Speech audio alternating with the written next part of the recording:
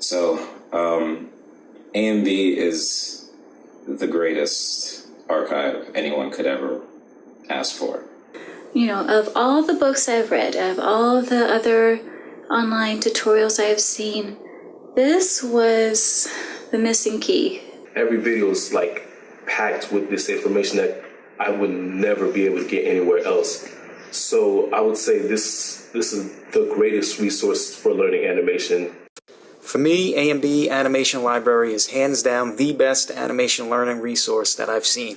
I've tried all the tutorials, I've gotten all the books. I've never been able to really grow until I found A&B. And it's incredible.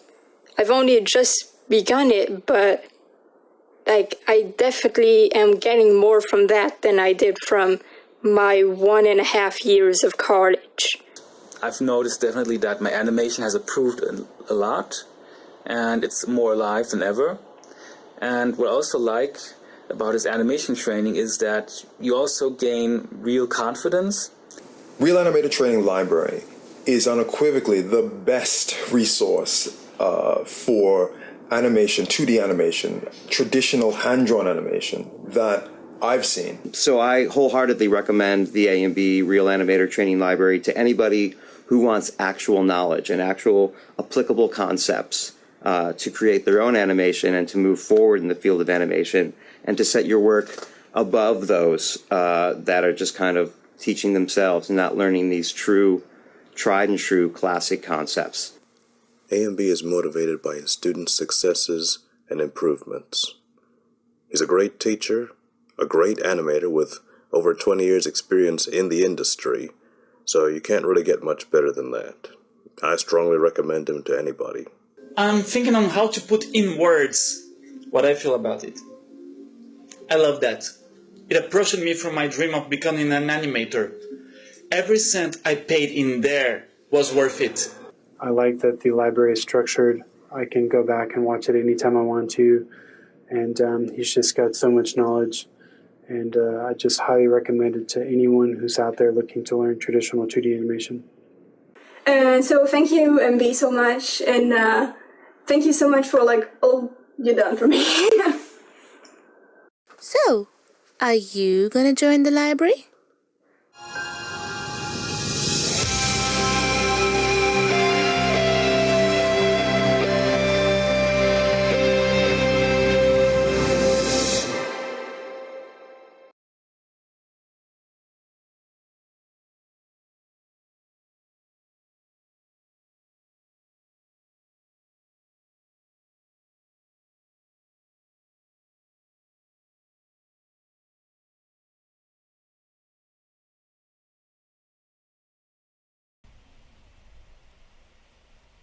Microphone. Okay, can we hear me now? There we are. Hello, hello. Let me just check my other window. Have we got mic going on? No, and the special blue snowball mic is out at the moment, so let's get that one in as well. Okay, right, so that's working all good. Back we are all good now. So hello authentic animators, real animators, welcome to this live stream. This is a live stream that I'm gonna be doing because I had a really interesting chat on yesterday's stream. Some of you caught it, some of you didn't. That was a stream for the professional archive, and there was a guy online who claimed that he wished he could do animation, but he couldn't do animation. And I kind of asked him why. And it was just a belief thing. So I thought to myself, I haven't done any Ask AMBs for a while, but I'm kind of changing it from Ask AMB to basically making it more about you and me, about in the world of AI, what's the authentic animator's answer?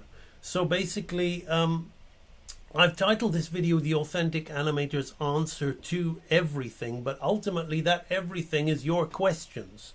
So I've got a piece of work here that I can be getting on with and sharing some secrets and tips with you. But to how many people have we got I haven't got the stats at the moment. How many people have we got? We've got 8 people at the moment. So welcome. And if you have any question that you'd like to ask me, let me just fix my camera. There we are. If you've got any question that you'd like to ask me regarding the oh, there we go. I found it. Now I've got my stats. There we go. Regarding any problem that you're having, or how to draw, or how to animate, or your feelings about getting the job, the state of the industry, anything to do with your personal goals, ambitions, dreams and desires regarding animation and artwork, or anything related, please do feel free to ask. So that said, I'm going to go and change my screen now, because we've got Cameron Allen Davidson Black, Vendu One Piece Pro Primavera 9539 online. Hello, that was a bit of a mouthful. And the lovely Hervonia Baker. So we've got all you guys online at the moment. If you have any specific questions, go ahead and ask, or I'm going to change over my screen and I'm going to continue animating this thing here, this piece of animation here. But what I'm going to do actually, as an opener, as an answer, but this will help Hervonia. We got some shape simplification. So I've got this hair you can see at the top.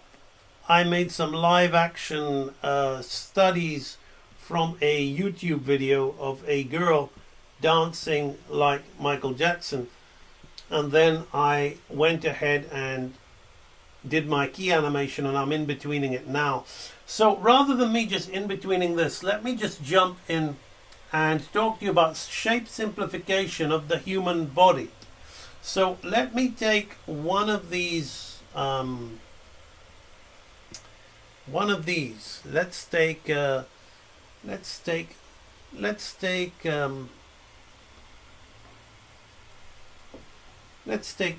one. Right. Let's take this one, and let's show you how you can simplify the human body.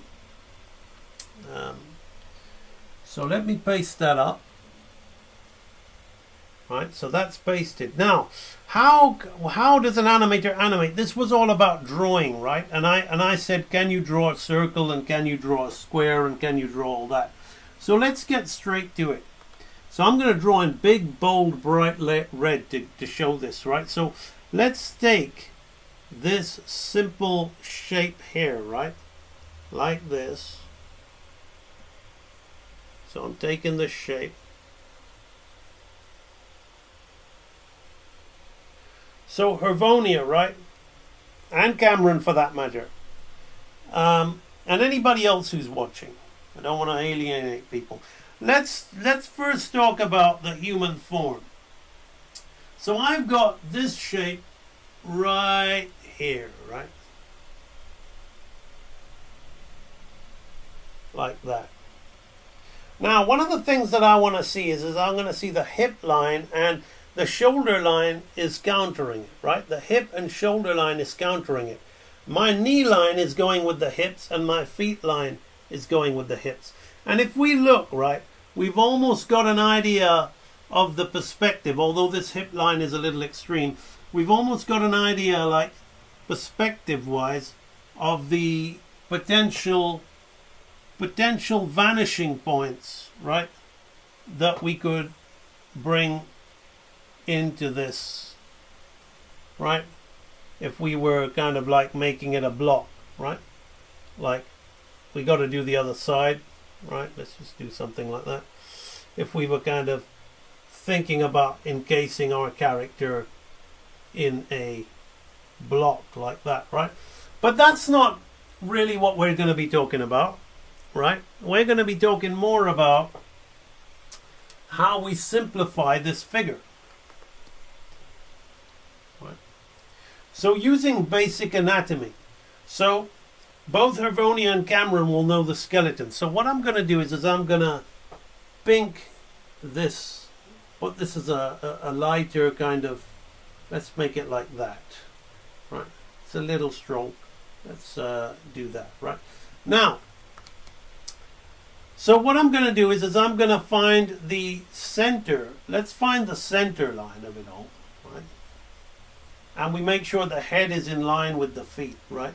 In spite of all this going on here. So I'm gonna pick out that rib cage shape, right? And I'm gonna create a rib cage on there like that, right? Now I'm gonna kind of change the angle going in with that rib cage into, and here where I see this, I'm gonna pick out the pelvis section. You see why bone anatomy is so important? Because it kind of really helps us figure out, you know, we can make that square and put a side contour on the character if we want, right? Now we're going to pick out the femur bone, right, which is going to come here, and the patella bone and the tibia bone. We're going to do that with these shapes like this, right? And then we're going to pick out a triangle here and a triangle here like that. Black Belt Jones, how are you? We are doing a stream at the moment called the what is it called? What are we calling it? We're calling it the Authentic Animators Answer to Everything.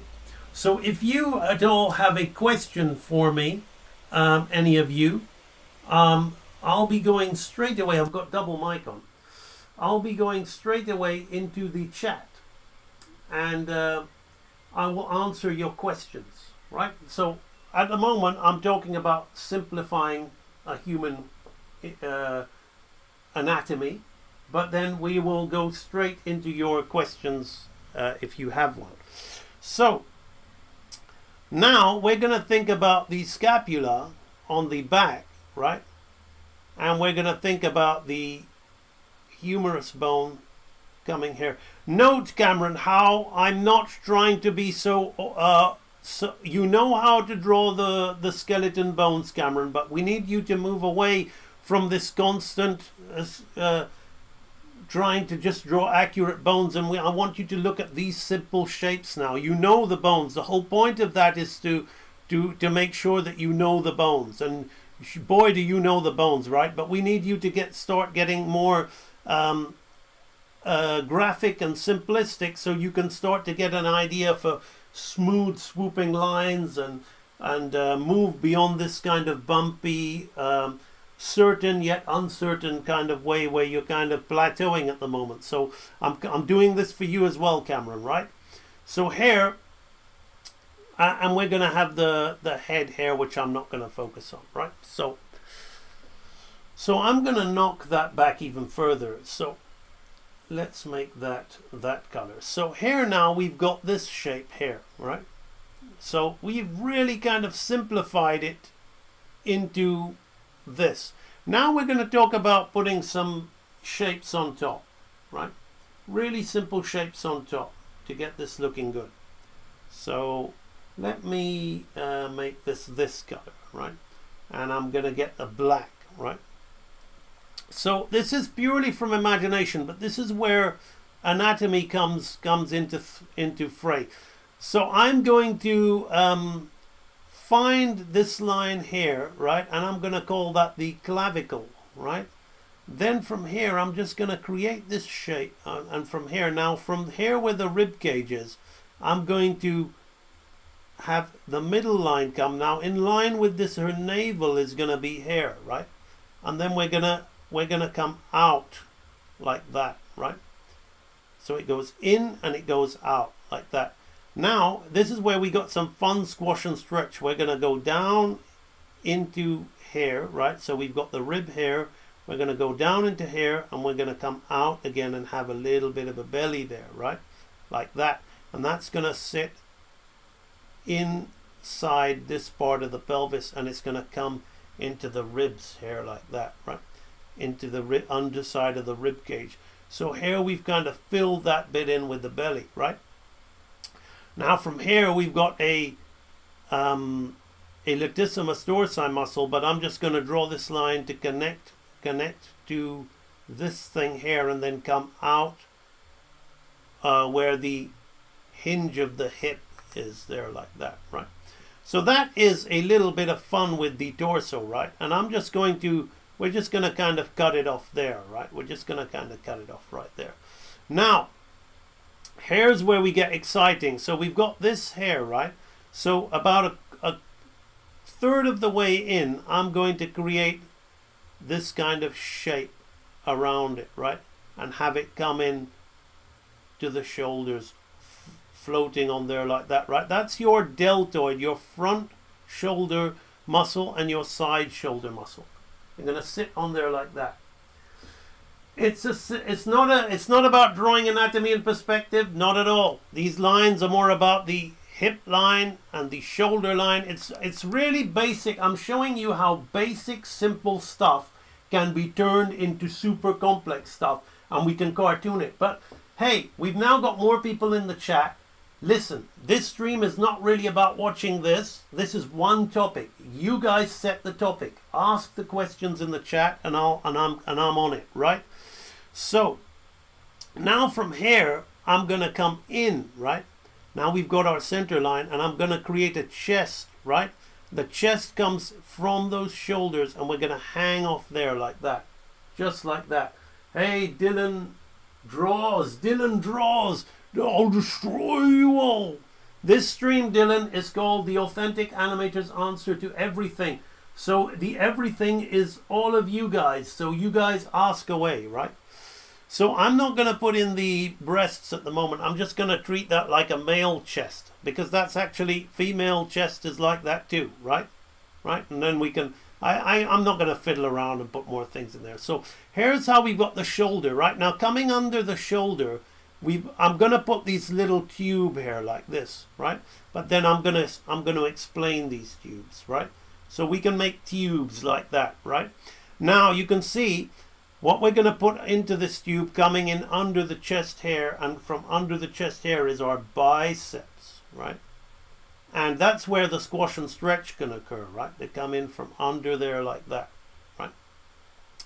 And we can put in a bit of hanging flesh to create a bit of tricep in it too, like that, right?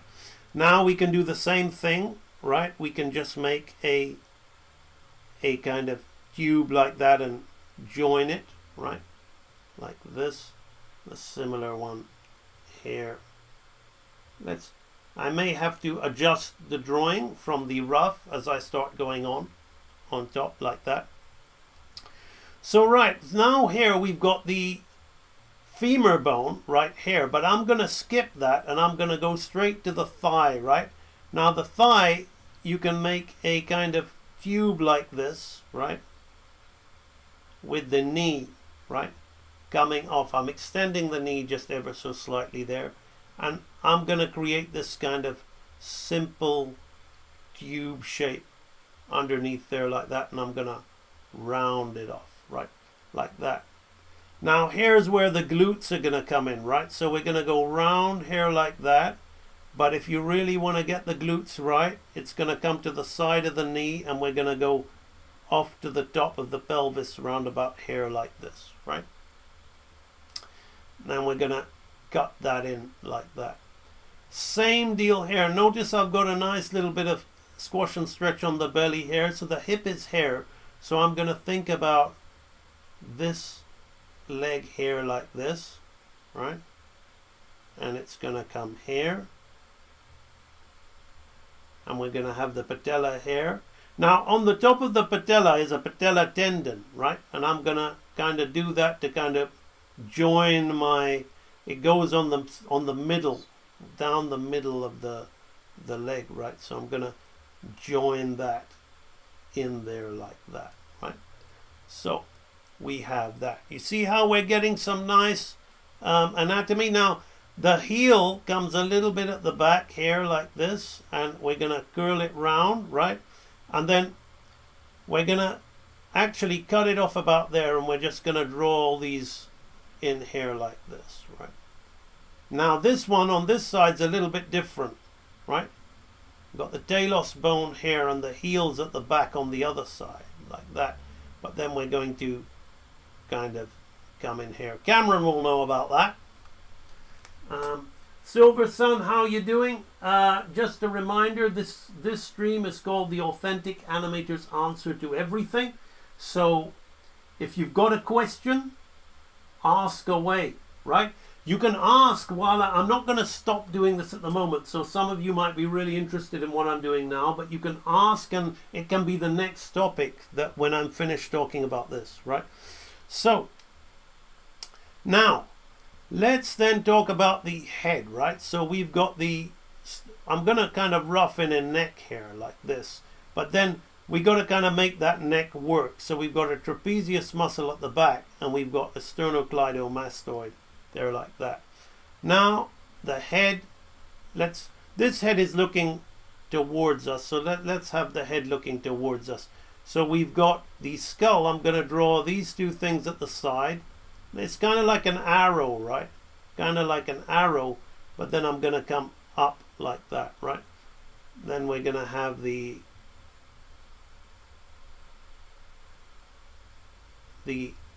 I'm rushing the head because I'm more talking about the anatomy of the body, right? Then we're going to kind of have the nasal cavities in there. We'll have those cavities there, and we'll have something like that.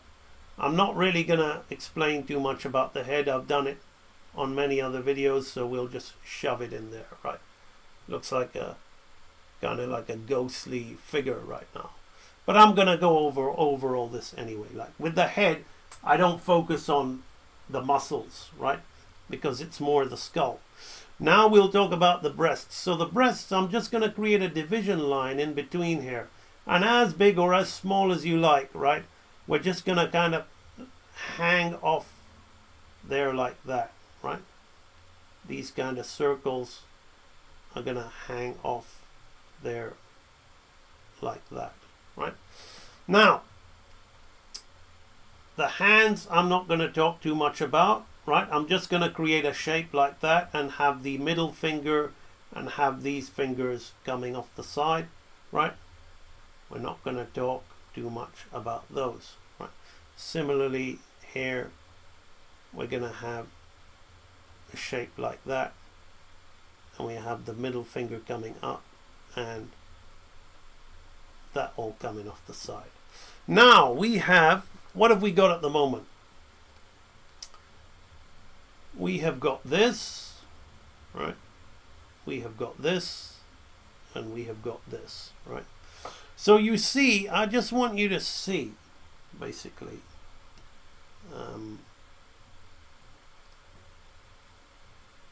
let's make that a dark blue like that. Let's make that a dark red. Right. So now that's all kind of like Charlene. I don't see Charlene, but somebody's typing Charlene in there. Real Anime, how are you? Anima, just a reminder to repeat myself again. This stream is called the Authentic Animators Answer to Everything, and those everythings is your questions. So while I'm talking about this, please go ahead and type some questions in the chats, because then that'll give me something that you've specifically asked about to talk about, right? So I've kind of shown you how we kind of get human anatomy, right? But I'm going to do away with this now, because we're going to be talking more exaggeration, right? So I'm going to get this same thing here, and I'm going to show you how this becomes in the right hands, in the authentic animator's hands, how this becomes an appealing cartoon character like this, right? So it's literally the same thing. I'm going to come in here and I'm going to work with shapes like this, right? I'm going to work with the shapes, and I'm going to think about the character's proportions and exaggerate accordingly, right? So I'm going to come in here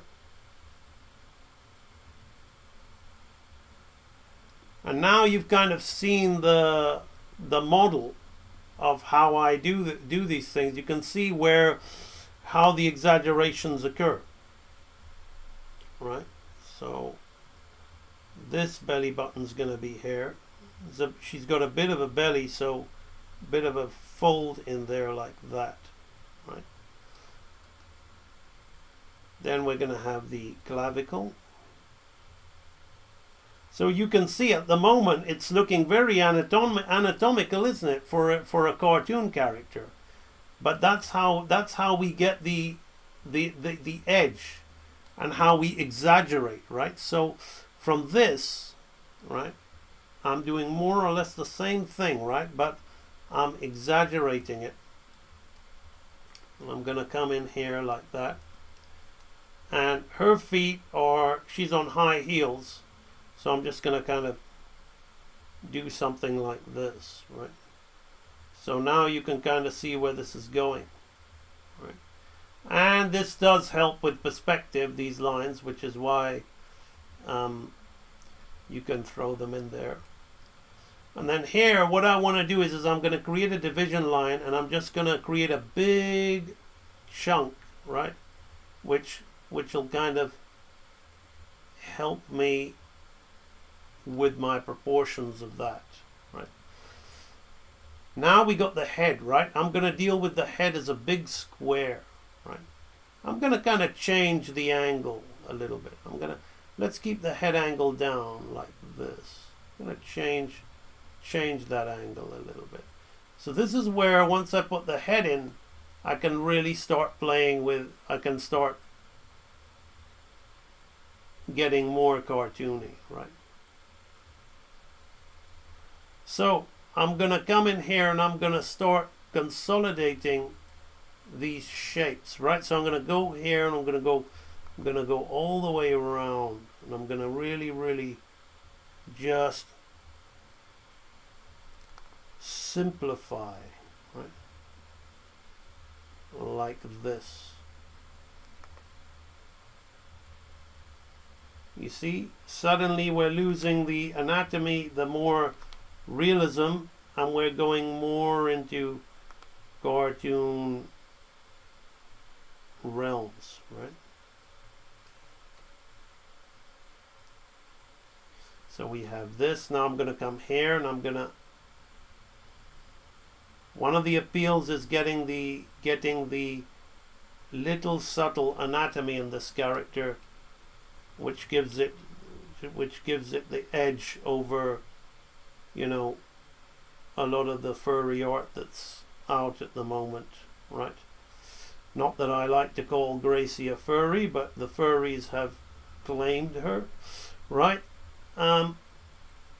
So we're gonna now throw in the face, right, like that. Okay, now I might come in here and let's just have some fun with the hair. Let's change it from the animation. Let's curl that up. Let's curl that out. Let's bring that in there to kind of help the silhouette some, right? So now we've got this, right? We've got something like this. Awesome. I guess my question is how would you go about creating a specific design for a character, like say for example a teen superhero but not a lifeless generic one? Okay, that's great. We will do that next. Let me finish up with this. So while I'm doing this, give me a brief for your teen superhero. Give me a brief, right? Give me a brief and we'll design it, right? That's a good one. So I'm going to put this color on. And we're going to go in here and we're going to start drawing our character on top. So I'm going to put in the basic features. Hervonia, look now. This could be one of the areas where you might get things a little bit wrong, right? Although it looks like I'm drawing in the character, I'm not, right? I'm just drawing in the loose construction and the loose expression. See, I haven't even put in the eyeball. I may just indicate where I want the eyes looking, but that's about it, right? So then I'm going to come in here and I'm going to create the angle of that head.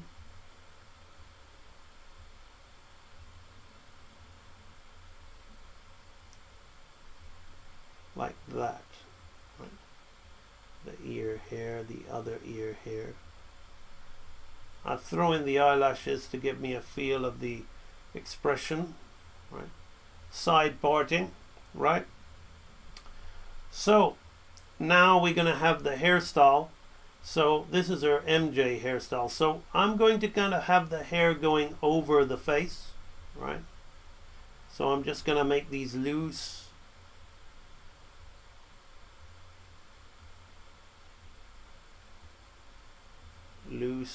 Suggestions, right?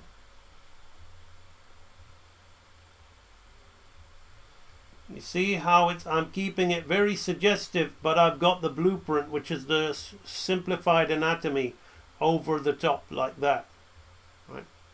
So I'm going to come in here and I'm going to make subtle changes that I think need to be made, right? So I'm going to come in here like this. Now here we're going to throw in some fur around there.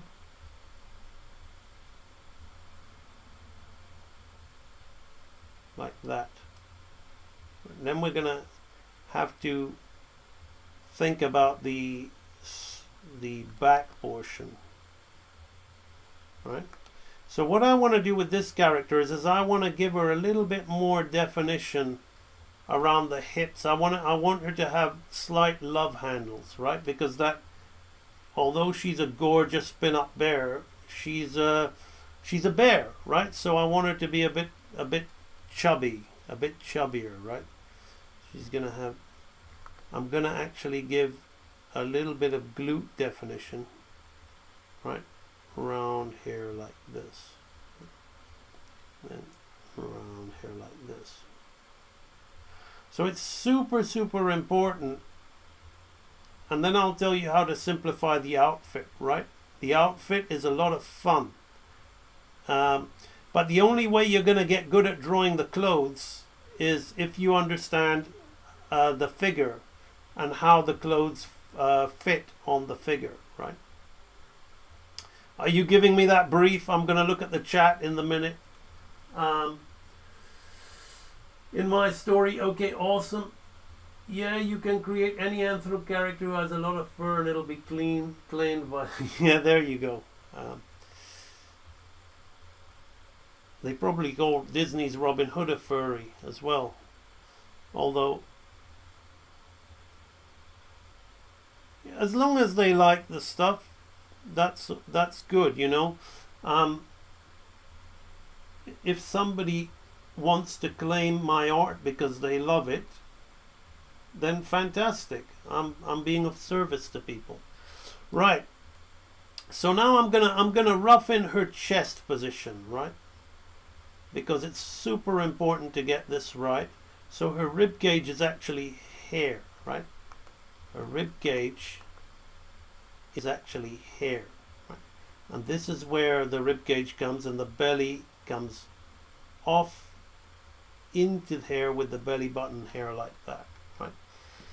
And then I'm just going to put a division line in between there, which is going to really help me with the bust, right? Just going to sit there like that. So now we can have the hair like this.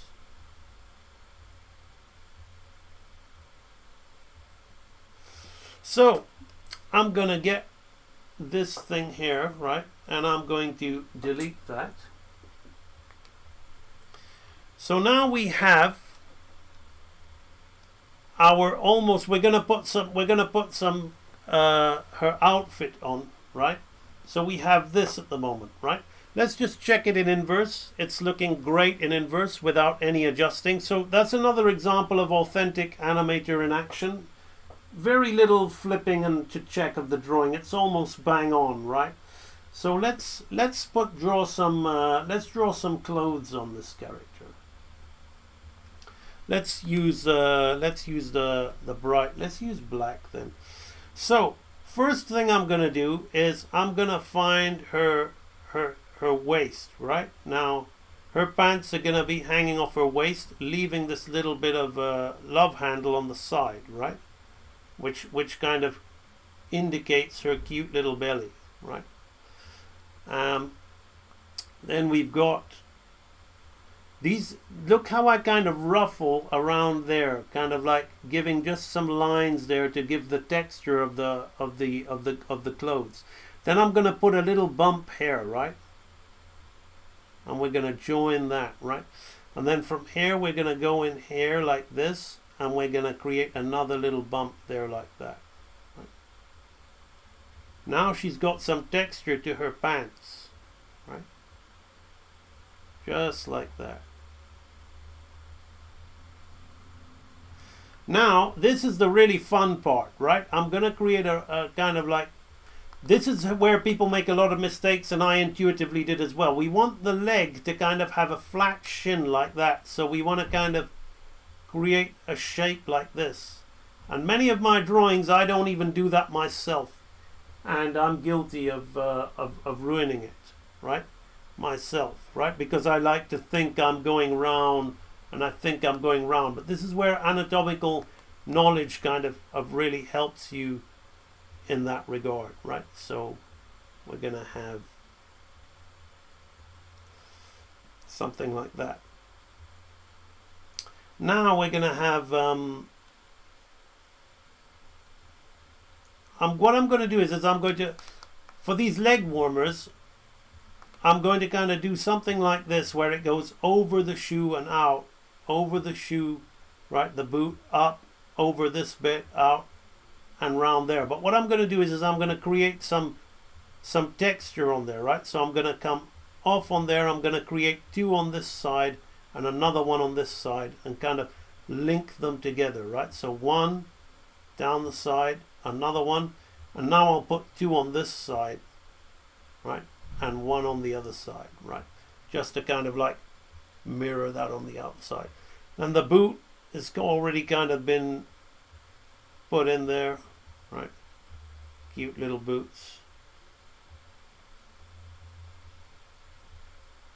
All right, so there we've got the pants, and I'm going to quickly look at the chat.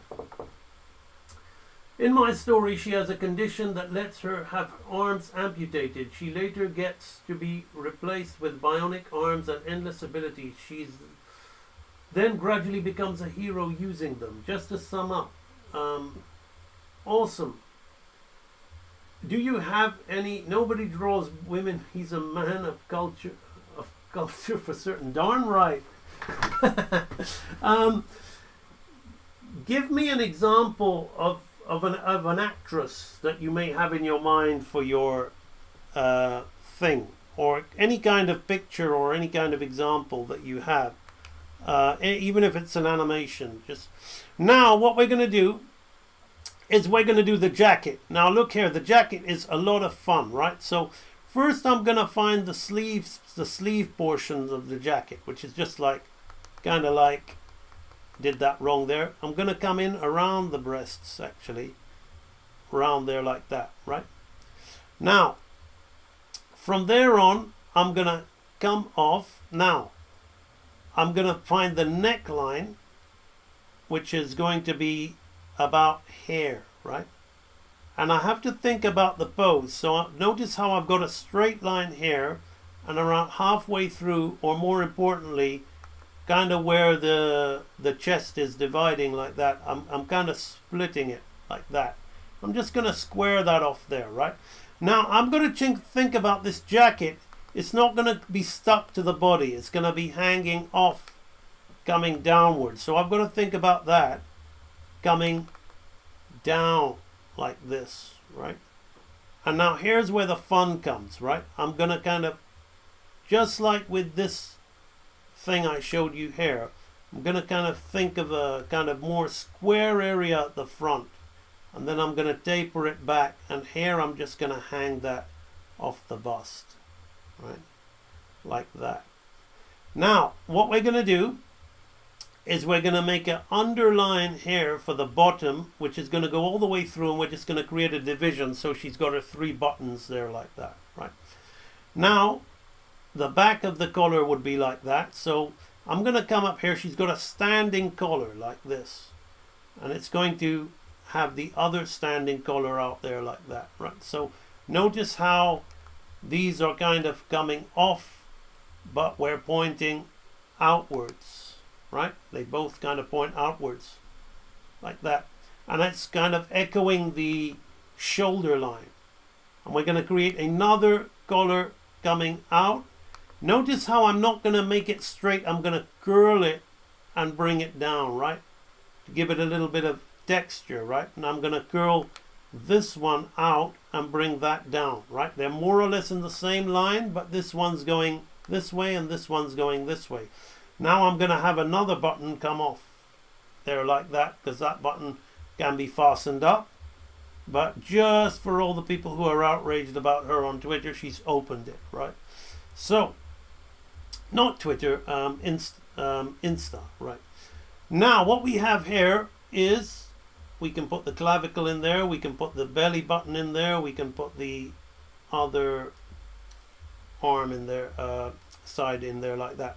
Now we're going to do the sleeves, right? So for the sleeves, I'm going to kind of put a cuff there like that, and I'm going to put a cuff there like that. Now this cuff I'm putting tapering a little bit, right?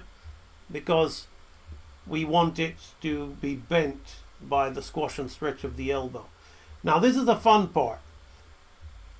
I'm going to bring this up here, but I'm going to bring this kind of down to where the chest muscle comes, and I'm going to bring that chest muscle up there like that. So that's going to kind of give me some relief, right, on the jacket, giving it its texture, right? So we're going to have one like this, and then we're going to have another one coming in like that, right, giving me that little bit of texture on the jacket. Now I'm going to curl in, put this hair to that point. We're going to have another line coming from there, and then from here I'm going to just put a bit of a line to indicate the side of the bust there like that, right, which can go off on that side.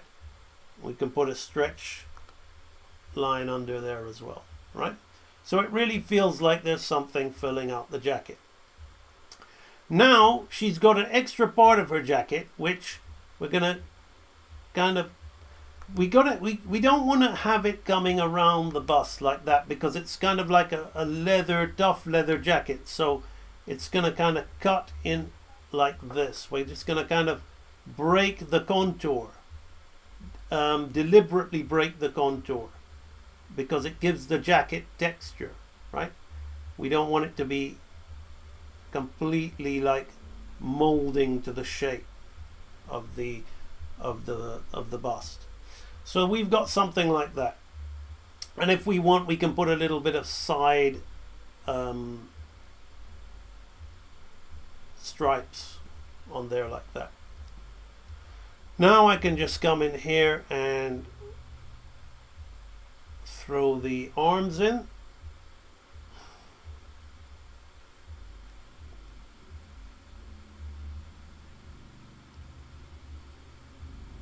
Like that.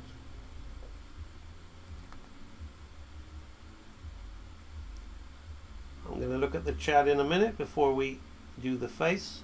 So you can see that we've now got a figure there. I can't stand Jenna Ortega, but blonde. Gracie thicker than country oatmeal. I can't stand. I don't know why. There's just something I don't like about. Okay, because she's okay. I'm learning more about anatomy with this drawing than I expected. Interesting how you wrapped up the leg warmers around the shin. Exactly. Well, that's the whole point. This is the authentic animator's answer. Where the drawings that we do are very, very human, with a human touch, right? As opposed to computerized. Ultimately, the whole thing about AI is just ridiculous, right? People have been so dependent on machines as they've embraced art, and they're crying and they're upset, but they should have learned how to draw like a human being, right? They should have learned how to draw like a human being.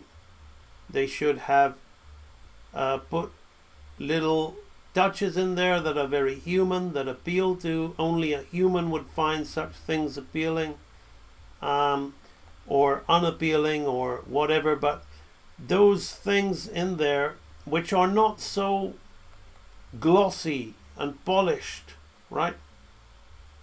This is the answer that the human has in today's age, and that is authenticity. You gotta be authentic, and you got to, instead of trying, human beings are constantly trying to look like machines, what with the makeup, the kind of pristine, fake, ghastly looking makeup that people buy and wear, the stiff hair products, everything. I think what really is going to be a nice counter to that is the authenticity of humanity. So as we draw and as we design, and people say objectify or whatever, but so what? Human beings are animals. Let's appeal to the animal within the human as well, which the machine cannot do. The machine will be a lot more synthetic in that regard. All right, so here very quickly we have got an example. Let's just flip it over. Yeah, it kind of works in inverse. We got an example of how we went from this very quick gesture drawing that I made to study for this piece of animation here. This piece of animation here that we see, right? With this bit's in between, this bit's not, right? And I made some studies to do that, and that's the kind of process that I made into drawing the character, right? Here she's kind of coming out of that pose into that, right? Just like that. Right? So that is that that we have. I'm going to keep that for the potential thumbnail for the video, although one of them will have to be deleted. So let's put that on top. There we go. Maybe I can keep it in the thumbnail like that. Yeah. Right, now let me now look at the chat. So welcome to those of you who have joined the stream. Just a reminder that this stream is called The Authentic Animator's Answer to Everything. Why everything? Because you guys are asking the questions, and I'm just, I'm here for you. I'm here to be as authentic as I can, and to help you guys maintain your authenticity in the age of artificial art. All right, so a lot of you people who watch my streams are by default, we're all authentic, but some of you have, why has this camera gone funny like that? By default, we're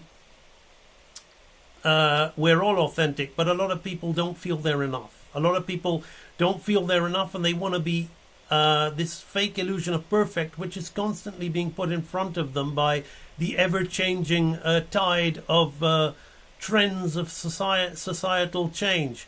And we're living in a world where artificial imagery is considered perfect. And I'm here to say no. Artists and animation should be as authentic as possible. So I'm here to answer your very authentic questions. So ask away. Grayson has a quick, how long will this piece of animation be? It'll probably be the whole dance sequence, but I'm again, by the way, I'm going to say this now. This dance sequence that you're seeing here,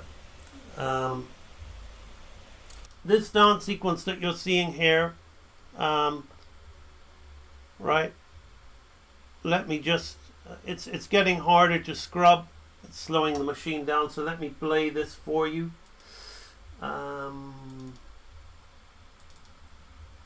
Let's play this. So this is where we are so far. So I started animating this as content for Halloween, but then people were loving it. Instagram gave it more than 7,000 likes or whatever. And I'm very grateful for that. I can see that Gracie Goodbear has certainly got a second wind. So she's certainly attracting a lot of people with her thriller dance.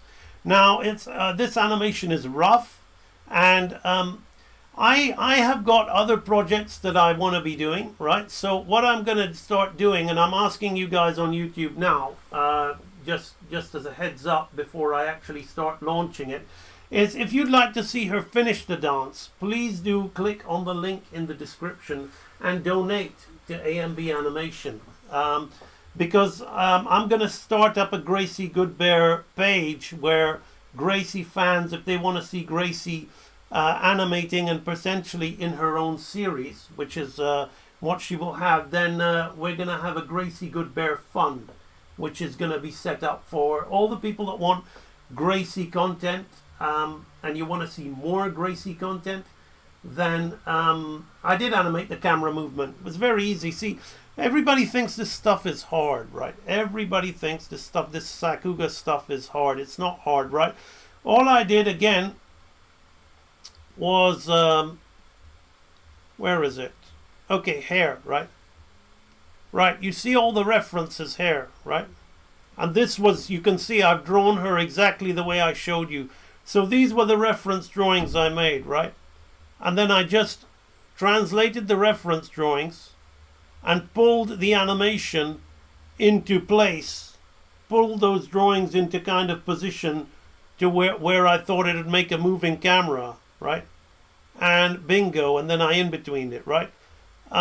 The hard part was studying from the reference and getting the action right. The camera move was piss easy. It's just a simple arc, right? It's just a simple arc that does something like that, right? And we changed the angle from a down into an up angle, right? Like that. But it's a lot of unauthentic animators who have the potential to be authentic are really trying to just copy anime at the moment, and they're playing.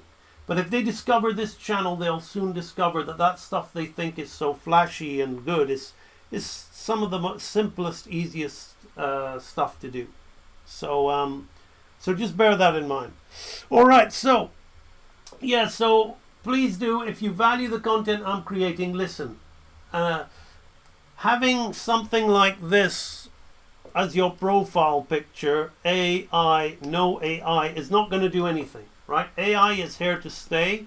AI is here to dumb down the masses. AI is here for good. And mainstream content is going to be all AI. Whether you like it or not, that's the way it's going. So if you really want to support a non-AI world and you like seeing non-AI content like this, then you're going to have to support non-AI artists, not just me, okay?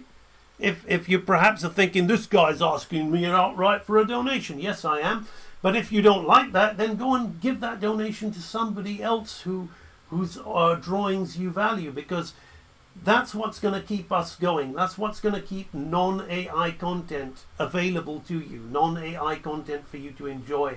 And it's going to, then you're going to be funding your own future, because the more of a market there is for non-AI content, the more of an opportunity you'll have to produce your non-AI content. So just think about that. So yeah, if you're enjoying what I'm doing, there's a link in the description. Go knock yourself out. Thank you very much. Right. Now, we have got, awesome, thank you, Hervonia. What do you think of the old saying, beauty is in the eye of the beholder?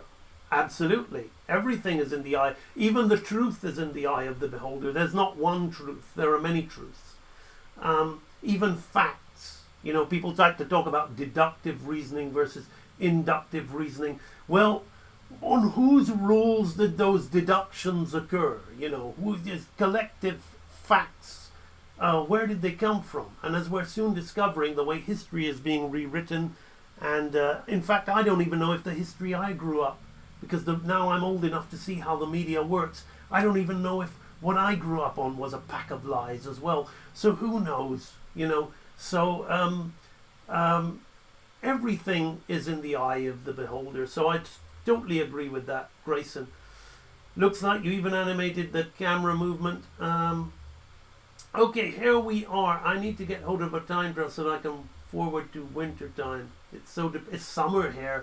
Glorious summer's day in New Zealand. I'm mid shopping at Walmart and suddenly I hear a disembodied live stream from my headphones. What have we got going on with the audio? I hope it's all right. Right, so your brief of the character. I don't care about typos. Typos are authentic. Okay. In my story, she has a condition that let her have her arms amputated. She later gets replaced with bionic arms with endless abilities, then gradually becomes a hero using them. Creating a specific design for a character like a teen superhero, but not a lifeless one. All right, so what style would your what style would your preferences be? All right, while I look up Jenna Ortega, because I really don't know who. I've heard the name, but I really don't know who that is or what she looks like. So let me just look that up. I'm just totally disconnected with new material.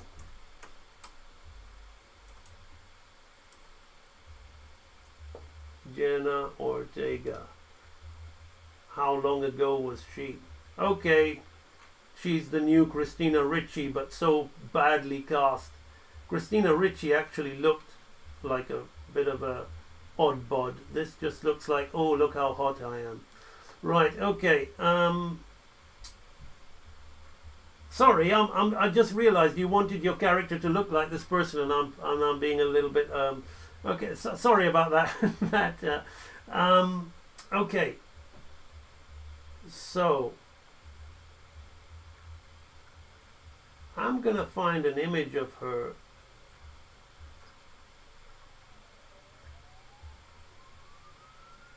Let's take this image. Right. Have we got a... I'm thinking of the style of the original Teen Titans. Okay. So let's quickly look at Teen Titans. I remember a character called Raven from Teen Titans. Was female, and there was a ghost girl or something. Teen Titans. Oops, she's all covered in her head. So we need to look at another character. Starfire. Let's look at Starfire. My goodness, they've destroyed this show with some big-headed nonsense as well now. The original Teen Titans. Starfire original design. Alrighty.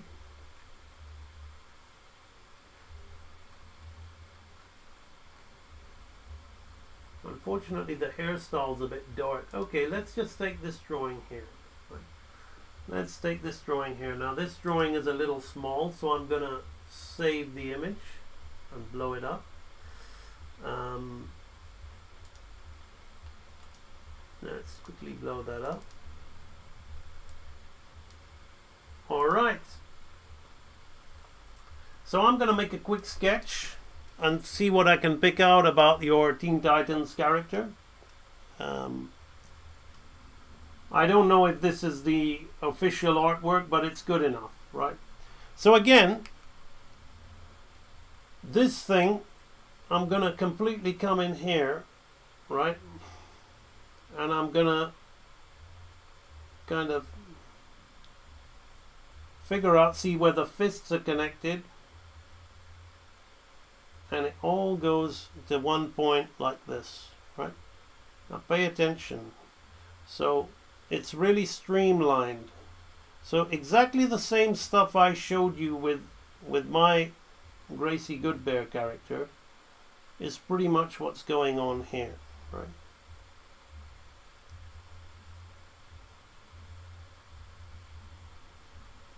I'm not taking my pen off the page, and I'm more interested in the shapes rather than anything. I'm seeing how they've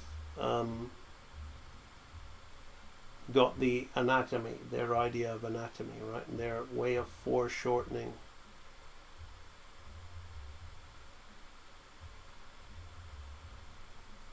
Comes more out. They really foreshorten that arm into a tiny bubble like that, right? And the head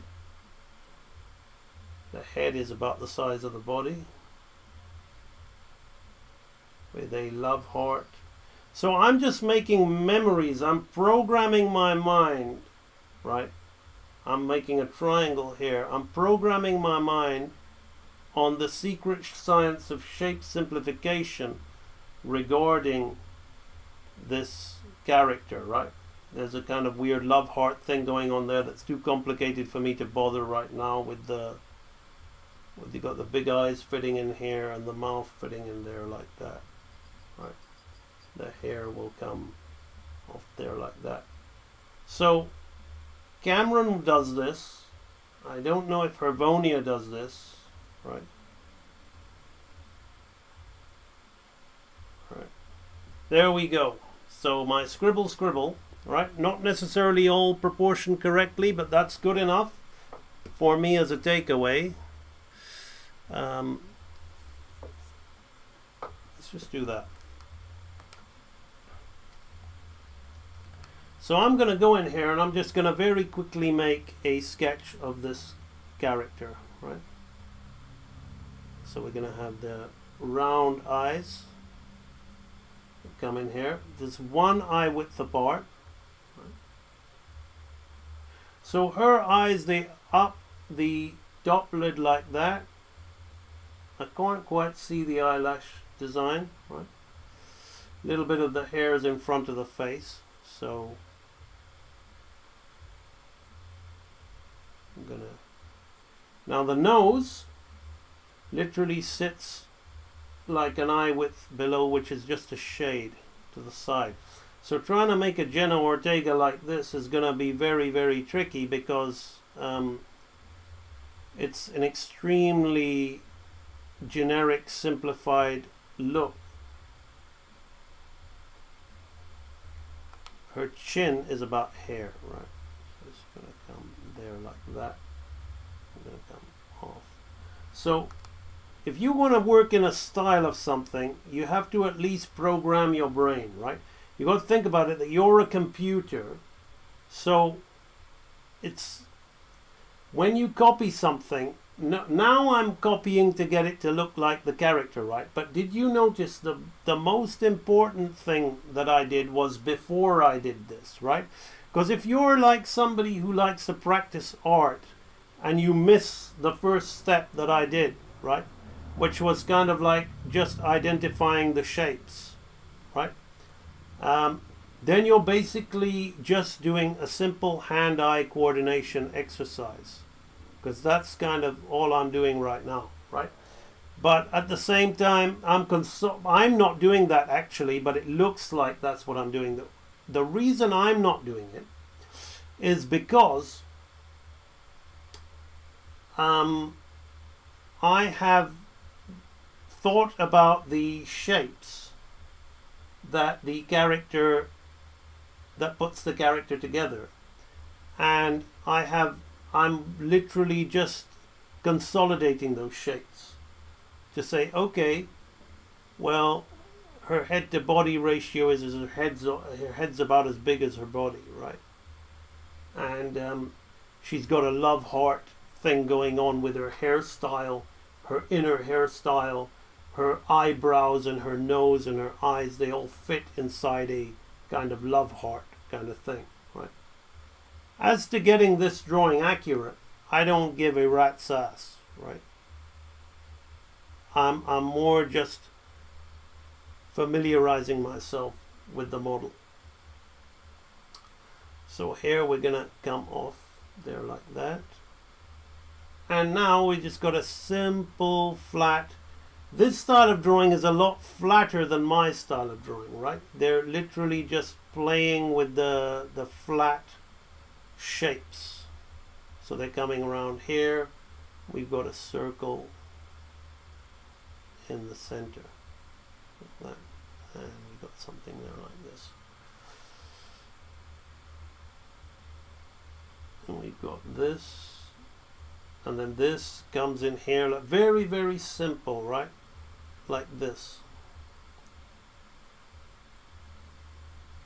So the side,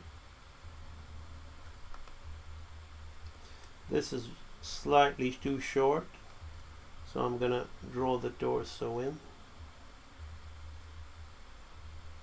like that. This comes here like that. There we go.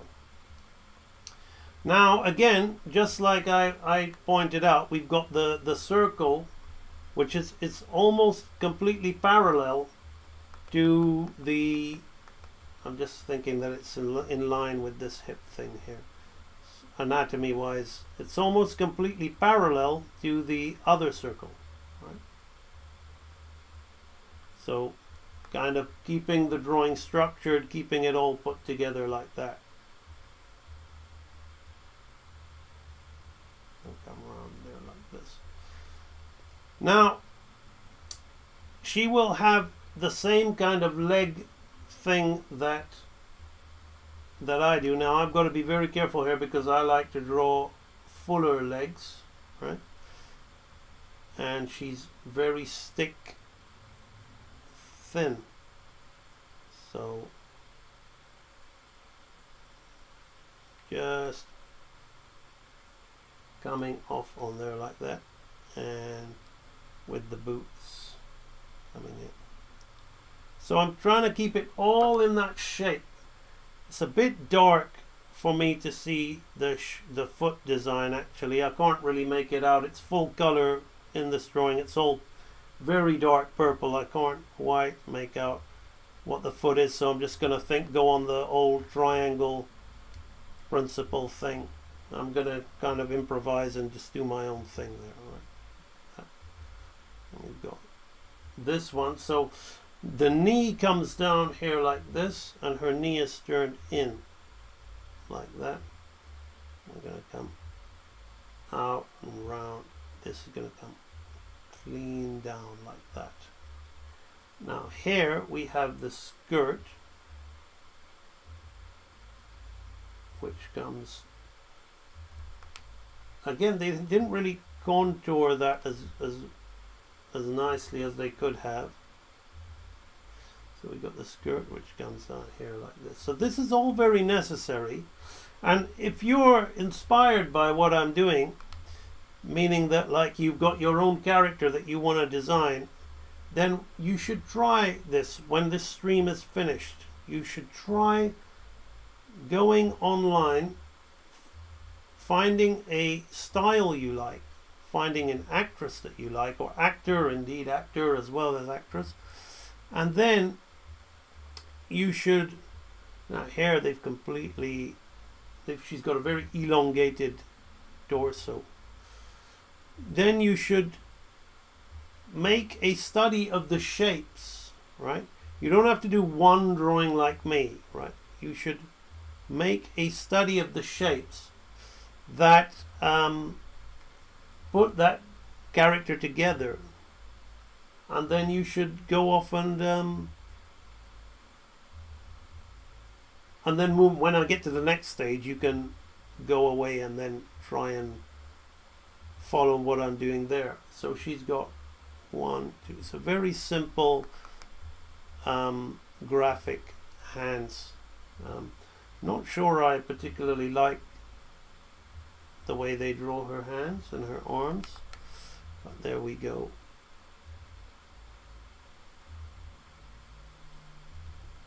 So we have something very, very thin like this.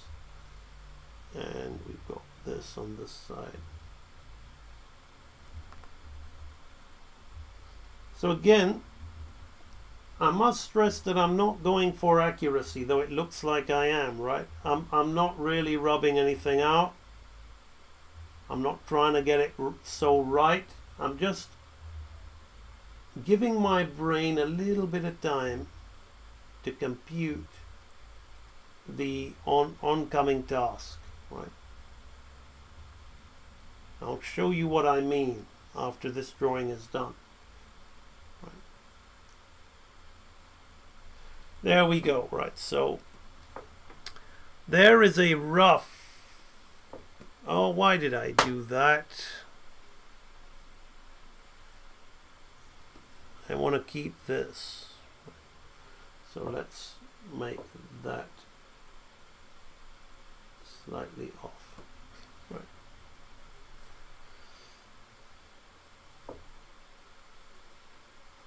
Okay, so there is a rough.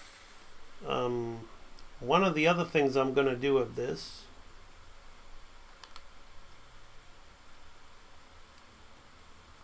is I'm going to pick out the highlights in her hair, because they make a lot of these characters are so simple in their shapes, right?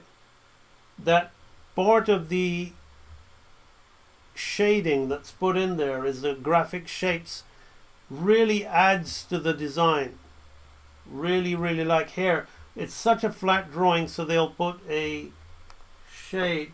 Oh, she actually has got a bust. They will put a shade on it. And this shade is, I am paying more attention to it, because if you want your drawing to be in this style, you can't really have this without the shadows. It's pretty much a must. Then we've got, there we go, and even the kind of light on these things. Let's just remove that. Tidy that up a bit. There we go. What I am going to do is just really don't understand that foot, but let's just put it in there anyway. There we go. I haven't done one of these studies of other people's characters for a long time. Well, I've been studying highbrow Disney, old school Disney, but these ones, no, these simple things. But I like this. I like doing this drawing because it's such a simple drawings that it's all about the line. It has to be kind of correct. And actually, my head is probably just a tad too big from drawing too much Gracie Goodbear. But that's enough. Let's just bring that out a bit. There we go. So that is our study of the Starfire. Who's he saying hello to? I'm definitely going to try these things. It's exciting. Austin, I've been practicing shape simplification. Grayson, you always ask me this. Hal Foster, Frank Frazetta, Al Williamson, Frank Thorne. Who's the guy that does a great Conan? That guy as well. Those guys are awesome, right? That's about it. I don't. Rennie Goswini and Albert Uderzo and Hergé. That's about it. So let's see what's going on in the chat. Okay, right. So again, to those of you who are watching, how many minutes of this stream has gone? We're only an hour in. This stream is basically for you guys. So you got any questions, ask away, and I'll help you keep your work as authentic as possible in the realm of AI art. Now, my takeaways. What are my takeaways? Before I go, I'm going to try and it's impossible without a model sheet, but I'm going to try and kind of do my takeaway of this character, right? So without really, I'm just glancing, all right? I think she's got a love heart head, right? And in the middle, right, we're gonna have, I'm just gonna cut that there and like put in another division in there like that, right?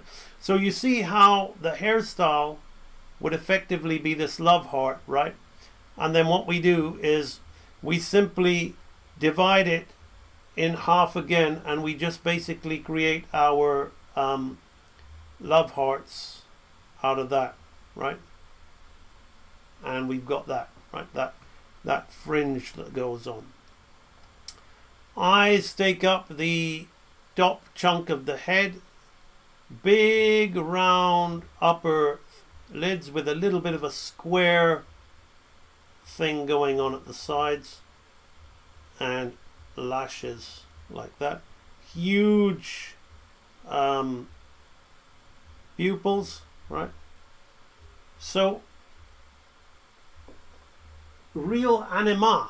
This is basically what I want you to think about, right? We do this drawing just simply to familiarize. Now the smile will lean to one side, but what we want to do is we want to imagine the love heart around these eyes as well, right? And that's where the smile is gonna be, right? And again, kind of like dividing this into thirds, right? The bottom section dividing into thirds. I'm gonna just put a nose. I think the nose is just gonna be according to where the shadow is. So if there's shadow on that side, you're gonna have a bit of nose there, right? Like that. Now she's just got a slight little bit of a cheek, to not too much of a chin, right? To get the whole love heart thing. And my guess would be is this is be even longer like this. So I don't know, I haven't looked, I'm probably off, but I'm not interested because I'm here to design my own character, right? So I'm not here to immerse. If you immerse yourself in the style, by the way, if you spent real anima, if you really want to be as authentic as you can, if you spent 1 month just studying this particular character or whichever one that you like, a month is not a long amount of time. It's crazy what people think on the internet. You will already be able to have a better understanding. But anyway, let's look at Jenna Ortega then. I hope I'm saying that right. And let's, I just gone and closed it all down. Jenna Ortega, right? Images. Let's have her where she looks more like not a celeb on the carpet. Let's look at Wednesday.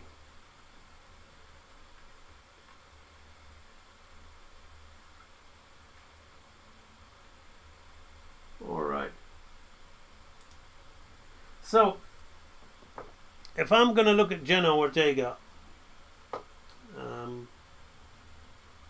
let's use this color. Let's use this. Let's use a red like this. Let's make another red. Right. So I'm gonna make a quick study of this girl's face. Right. She's got a bit of a jug hair like this, and a little kind of apple chin hair like this. Right. Eyes come like this, eyes come. So again, as I'm making this kind of like life drawing of her face, right? I'm doing it from the perspective to understand her features. Not so much because I really want to capture her likeness and really shade it in and whatever, right? So this is actually gonna be more here. All right. So I'm focusing on the jaw, right? The cheekbones will come here, her mandible. So you see, Cameron, where all the anatomical knowledge comes into play with this thing here, right?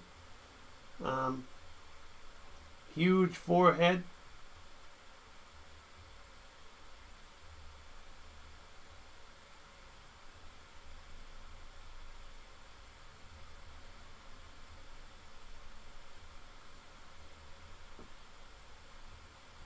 All like this. So Cameron, actually, this is the way to do it. And just get a really light pen, and if you've got a pen that's running out, right, use that. See, most people that are learning to draw online particular would never want to do this. They're so obsessed with trying to get it right from the get-go. Well, I haven't taken my pen off the page. Let me delete that, right?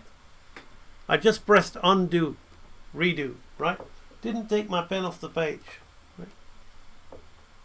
That's a great way to pick out certain features.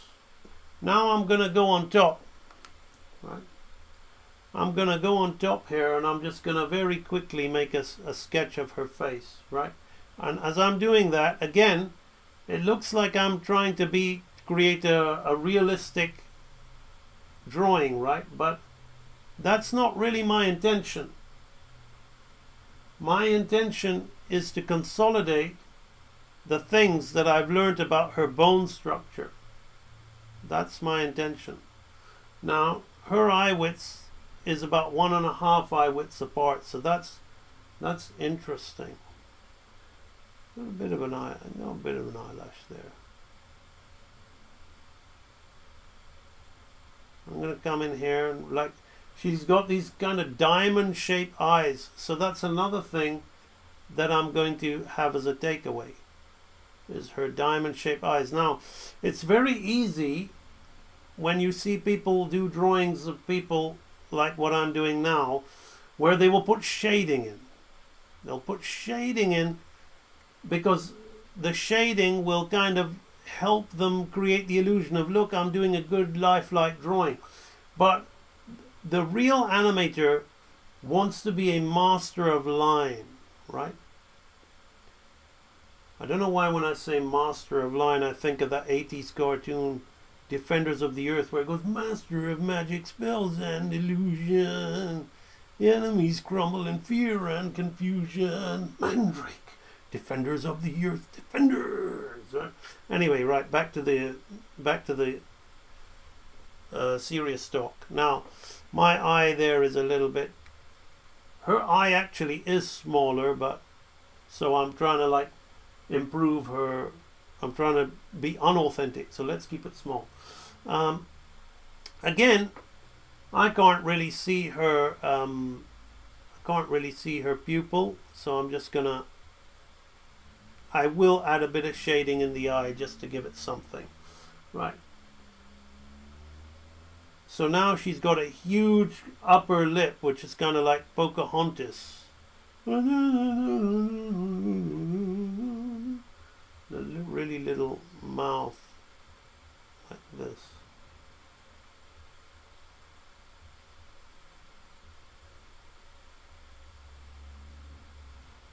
Not a little, yeah, little mouth, but huge lips. Right? Little mouth. See what they'll do is they shade that in to bring it out the bottom lip, but don't do that, right? Get used to seeing things in line. You're only deceiving yourself. Now she's got a very kind of like you can barely see the cheek definitions, right? So I'm not going to put it in. I'm just going to really, because I'm studying this to create a character design, so this really helps me. Just very, very simple. Very, very simple along the sides. And if I want symmetry, right, I have to come here like this without flipping the drawing to get it wrong. I'm gonna create the chin, right, which is a round shape here like this, and then that's gonna help me kind of figure out this face on the other side. Now there's a bit of rim lighting on her face, so can you see how shading will really make this girl beautiful to some people, right? But if you take the shading out, you're kind of seeing the shape of the face for what it is. Very, very, like, it's almost uncomfortable for me to draw it like that, right? Because what you want to put there is then put all the shading and all the other things and the framing of the hair. But I'm keeping it, right? I'm not changing it. Because my goal here is to turn it into a cartoon character. It almost looks like a drawing from Akira. Right?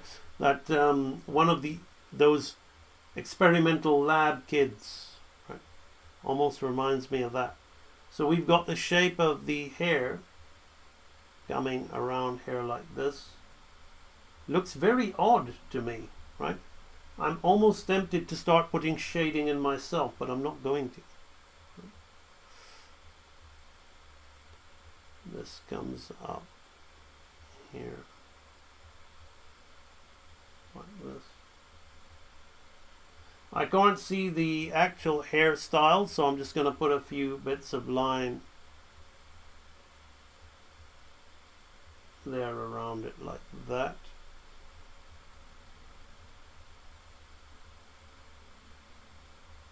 Got the ear definition. There's more definition on the ear than there is on the face, right? So that comes off there like that.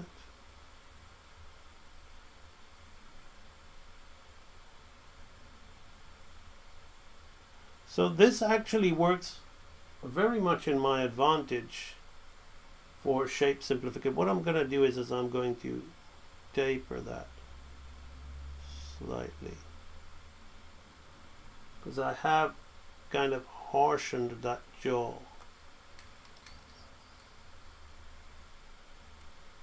You can really see I can really see the skeleton in her face. Right. And we've got the colors.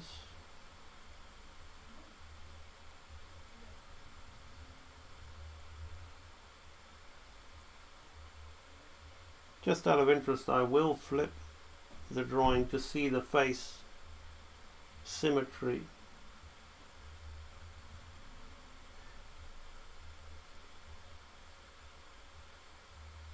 So again, I'm being as authentic as I can.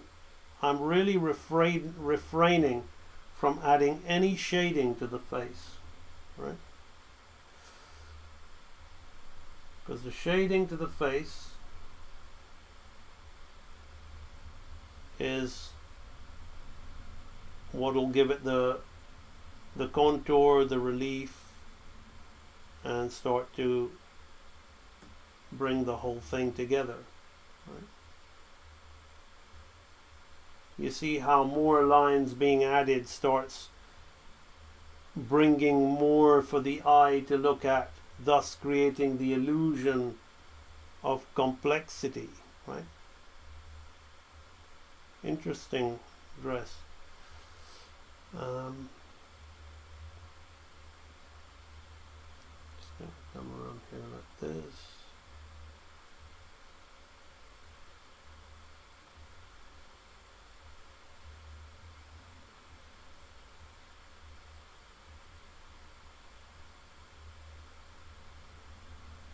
This comes in and down.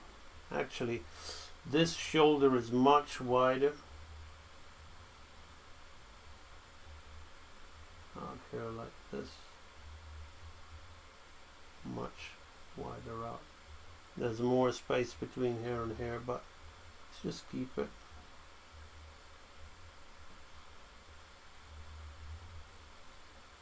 Alright, so that's a basic line drawing of her face, right? And just to show you, right, what a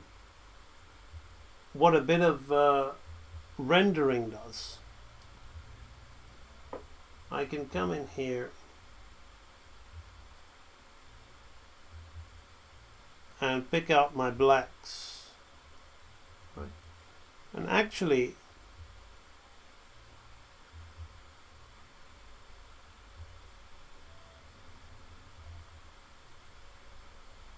as I pick out my blacks, this is actually going to help with the design, right?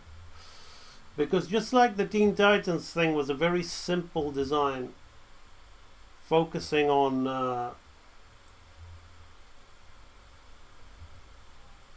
the shapes of the character. What I've done here is I've really gone in there and familiarize myself with her face to the point where I've done this drawing, which is so graphic that I'm now putting in shadow to help me visualize and realize it, right? So this is all, I'm just gonna make all of this black here and put a little kind of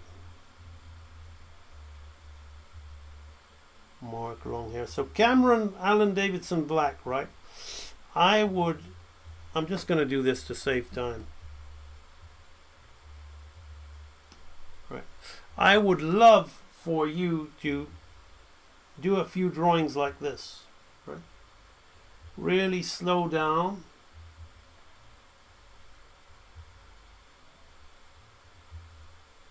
Well, I mean, this isn't particularly slow. I've done it fairly quickly, right? This comes up. This part of the hair, in truth, has got zero lighting on it. I've gone and done that too much.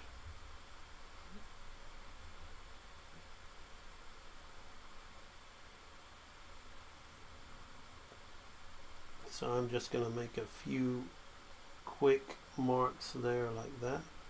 Now what I'm going to do is I'm going to really just perhaps soften this a little bit. Soften that. Now we can see the contrast of how all this starts to come together if we're doing ink drawings like comic drawings, right?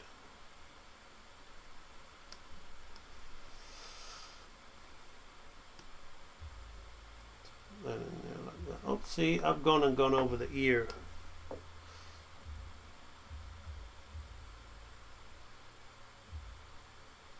There we are. Something there like that. Boom. Boom. Boom. Boom. Boom. Boom. Let's just leave that in. That'll do. So I can already see that this shape is slightly out. So that's helping me identify that shape. There we go. Now, what I've done here, as I'm looking at it, is I'm putting in, there's a zygomatic bone. Let me go over this with my red, right? So, the relief of the face, which we can't see, right? And I can just about see where the shadows will come in, is the mandible, and the zygomatic bone will come here, and we can really see her jaw, right, which sits in here like this. Can really see that jaw which sits in there like that. And this is where, but she doesn't have this indentation. She's got, there's a lot of there's a certain flatness to her face. But what I'm going to do is I'm going to thin my brush. I'm going to come in here and I'm going to slightly indicate that zygomatic bone. I'm going to come in here and put little kind of cheek marks, right, which is where her blush is. Now you see me doing all this cross hatching like this. Now the other thing that really makes it is the shadow around the eye, right, which is going to be like this, right, the shadow around the eye here. There's no, like, she's got a huge kind of light on her face. We're going to put shadow just under the eye socket there, which starts to bring out the character. Now we see a little bit of shade under there, right? So we're creating the relief with these shapes. But notice how I didn't do that while I was drawing, right? I refrained from doing that while I was drawing because I was interested in picking out the features of her face instead of just trying to make a, now I'm doing the whole study and making a drawing out of it, right? But it's extremely important beforehand to get those features. Now this is what this really brings her, she's got like the shadow on her chin, right, and coming around under her mouth, right, like this, low level lighting. I'm gonna give a bit more of a brow here, give her some features. Now we're gonna heavy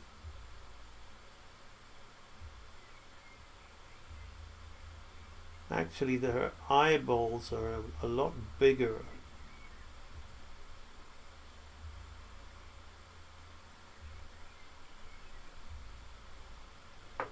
They're like that.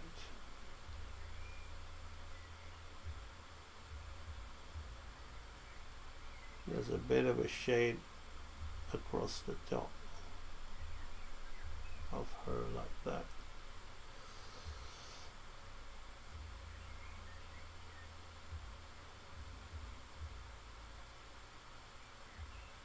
And this is coming in where the cheek is here. There's more shadow here. So I'm very lightly adding shadow and I'm building her face with the shadow. But I'm going to stop it there because I can keep going on and on and on until basically I get a really nice ink rendition of this woman's face. But that's, you know, how are we doing for time here? Oh, we got Backstones on there. You're using post-plastic surgery if she was better before the plastic surgery. I honestly don't know, right? Wait, I can see Starfire. This is really good. It's really odd how Jenna's facial structure kind of defies the laws of physics. Not really. I've kind of showed you how you can kind of see. Do you have any tips on how to study animation? Yes, certainly. First, you basically, one of the things I'm talking about right now is the is understanding shapes, because animation is simple shapes moving. But I'll come on to that next. So I'm not gonna take this any further, right? Because quite frankly, I can come here and I can start putting all kinds of things on the eyes and looking at the eyebrows, heavying them in, right? Bringing out those features, putting more shadow under the nose to make it stand out. put more shadow on. It's not hard, right? It's not hard, but we're kind of moving away from what I said I wanted to do. So what I'm going to do there is I'm going to make that color, right? Now we're going to take your Starfire character, and I'm going to kind of make a character design based on her, right? So what do I think of her? I think that she's literally got this big mug style head, right? With a little kind of chin at the bottom, right? That's basically, I need to fatten my brush when I'm talking like this. I need to go, right? So basically this, right? And it comes out, and then we've got a cap on top. Face doesn't defy the laws of gravity. Just to be very honest with you, it is just let's draw her skull right now, right? So this is her frontal bone, these are her parietal bones, this is her zygomatic bone, right? This is where her nasal bone will be, this is where her frontal bone will be, and this is where her jaw will sit, right? Like that, right? Doesn't really defy the law of gravity at all. It's just a skull that goes like this, right? Very, very straightforward. Now, I'm not going to really look at her anymore. I am going to look at my drawing, right? Gonna get creative, right? So looking at my Starfire, I'm gonna use this round chin as something that's gonna vary from the Starfire. Now I'm gonna kind of make her eyebrows angle up, right? And she's got little eyes, and she's got eyes that are shaped like this, and they're kind of far away from each other, like this, right?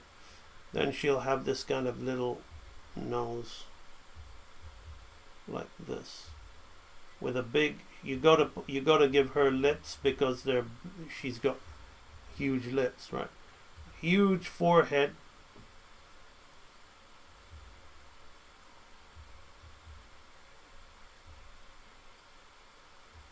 right?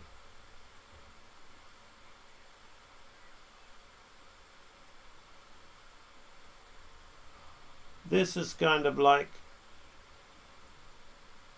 the way we're going with that at the moment, right?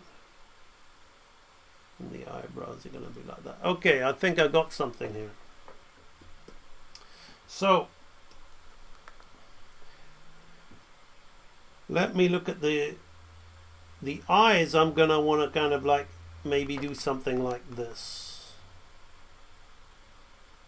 right?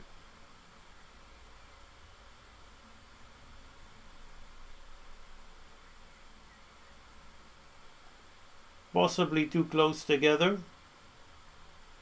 but I'm just getting a feel of Miss Ortega, right? And then I'm throwing in the Starfire reference, right? So you see how I'm using the knowledge that I've gained from that reference drawing. Now I'm going to put a little triangle in here like this.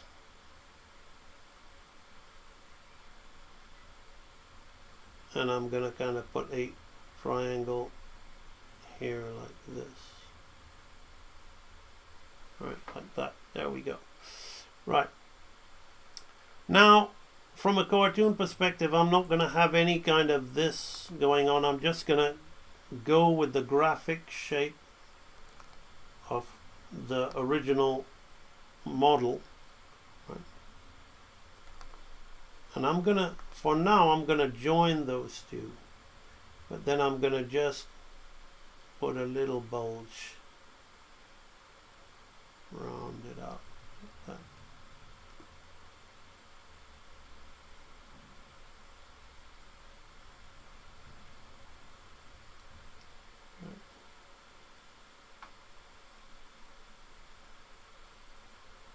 People are talking post plastic surgery, not plastic. I don't really know who this person is, so I just googled and saw something to do with the Addams family, so right, so I'm gonna be more real with the hair just for now before I simplify it. Gonna give her a big ear. Let's give her the big ear at the side like that. But then let's give her those starfire things on the side like that. Right.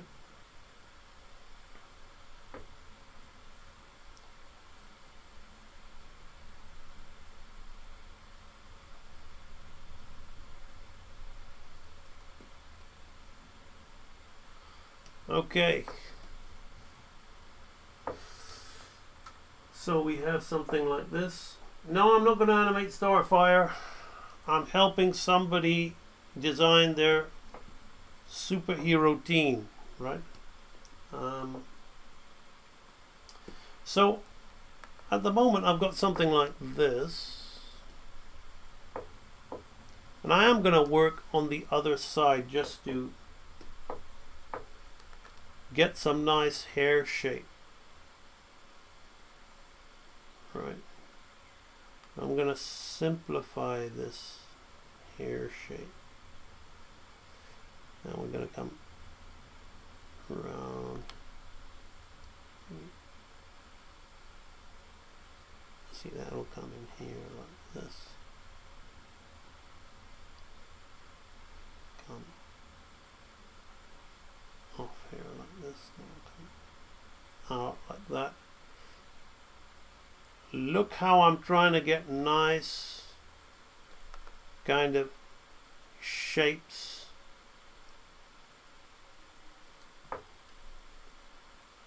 That work with appeal, right? So we're going to get this jug. And this is the first thing I'm doing, so it's not going to be great real anima. But hopefully it'll give you kind of like an idea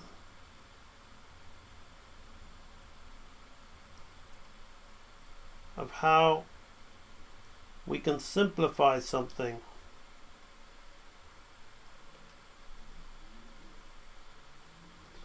Now I'm gonna bring an arch. Now let's keep that Teen Titan graphic thing to it.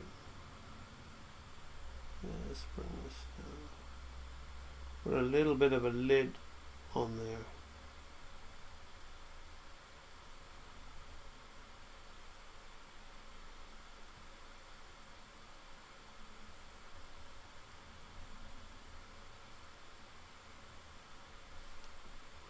Let's make that big. So this, if I was commissioned by a studio to do a Teen Titan style character based on Jenna Ortega, this would have been my first little play, right? Would have been my first little play.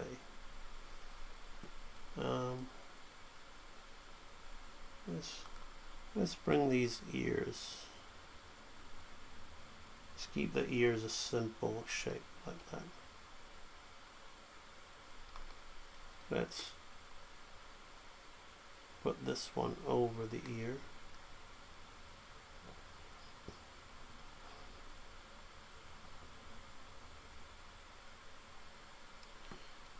Right. Let's flip that over.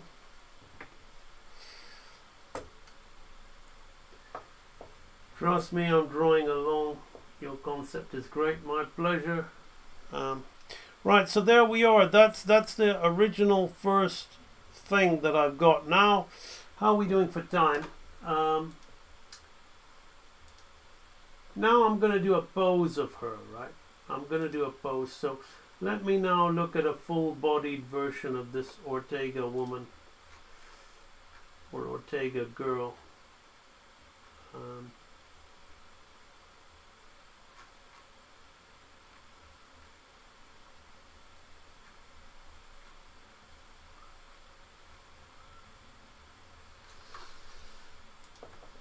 Full body.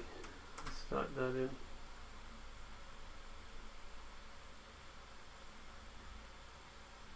Okay, well, she's posing like a model too much, so there's not. Let's just take this. I'm gonna take a pose and just put her in like basic teen attire, right?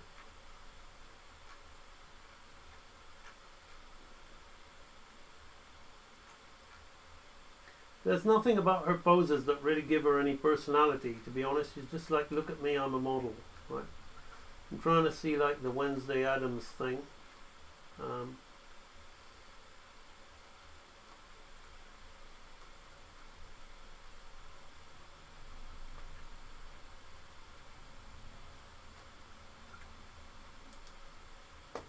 Okay, well, that'll do. Let's just take that pose and then try to adapt this drawing that I've just done. So let's do that. Right, so that's our initial translation of the live action. Right, now we're going to do one more. Again, using the live action thing I talked about before, the shape simplification. I'm just going to come here, right, in line with that. We've got all this. I'm going to come here and I'm going to make a quick study of this pose, right? Now we've got another triangle here, right? With the foot in here, right? And we've got another triangle here, right? Which comes back, her arm is back here, right? She looks too grown up here. Didn't you say you wanted it to be a teen superhero? Okay, well. But I'm going to change the outfit from this kind of sexy outfit into a maybe jeans and a t-shirt. Because she's wearing a kind of skirt and socks and all kinds of. I'll just put her in a generic. You got to research a costume yourself, but I'll just put her in a generic costume. So we're going to go here, and then I'm going to do the whole chest thing that I kind of. Again, I haven't taken my pen off the page. Right, this is in line with this whole line. The head is kind of there. Like that.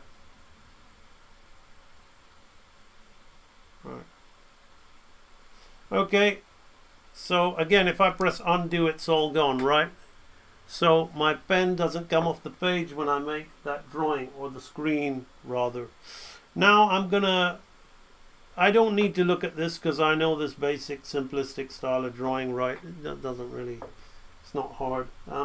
So, oopsie. Oh, that's the right color. Now I'm going to go on here and I'm going to start taking my character. What I will do though is I will take this Starfire just to look at the face from 3/4. Put that there. Put that. Shut up. Put that in there like that. There we go. So, first things first, I need to really simplify this into the Starfire type anatomy, right? So, I need to just come in here, make it super thin. Right. Really go with the curves and straights of the leg. What I will change from the Starfire is what I like to is contrast. So if she's a teen, I'm going to give her big kickers, like big trainers to kind of give her that gangly, girly look. Just slightly change this. Again,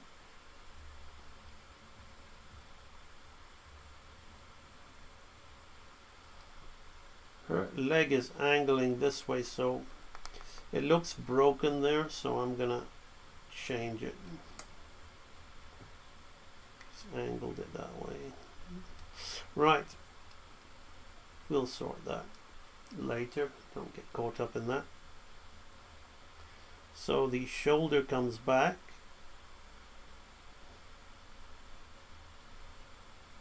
We give it that Bruce Timm, Batman the Animated Series style simplicity.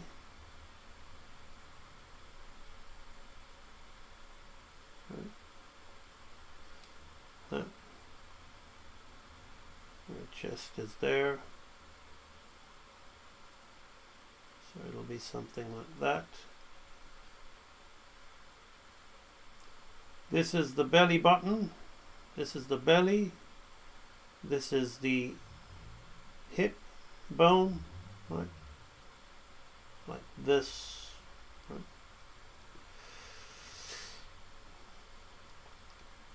Now we've got to think about our head, right? So we're going to give her the big head, just like Starfire.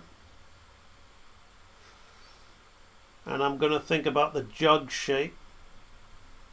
Right, so I'm going to bang it out like that. Now her ear is going to be there. But we're going to have the back of the skull there like that. I really want to keep that jawbone low.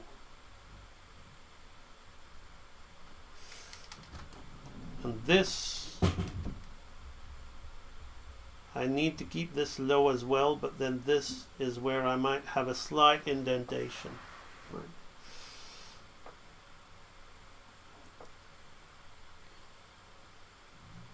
Now we're going to have everything angled that way, as I said. The eyes are going to be like that. I'm going to keep her depressed because that goes with the style of the character. Rightio. That's that done. See how easy it is to get poses? Now, let's start to put our character's face in. I'm going to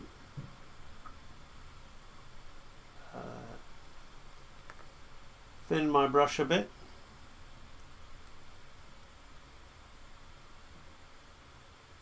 So we got these big eyes. Now I can see the Starfire example next to me. I can utilize some of that.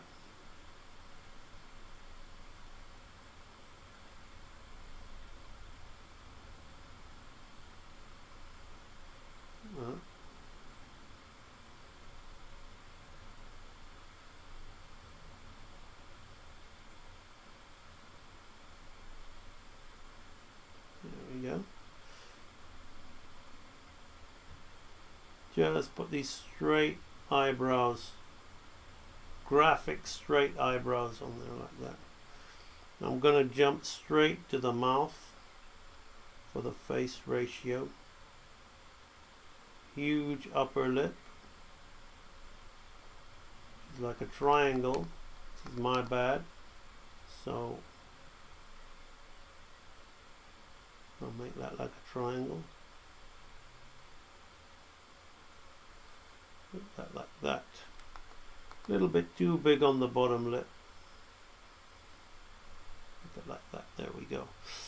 Now the nose, she's got a little button nose, but we want to keep with the Teen Titan thing, so I'm just gonna put a little kind of shade there like that. Now this really, really low jawbone, right? On the square block jug head thing. Gonna be like this. Little bit of a cheek because it's at an angle, but I'm gonna keep with the jug head, right? There was a character in a show that my daughter used to watch, and she was obsessed with it. Well, I've never seen him. I don't know what he looks like. She used to keep going on about Jughead Jones, Jughead Jones.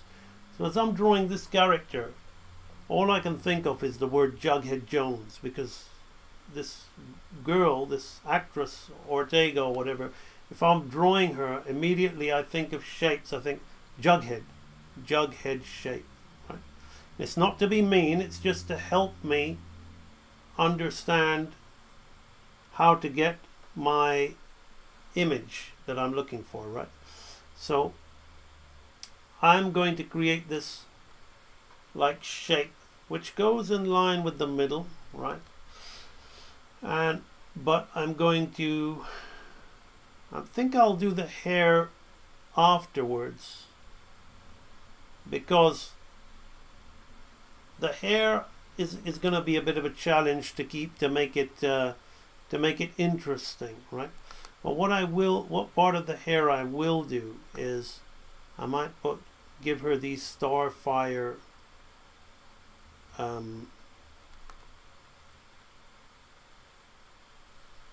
sideburns, right? So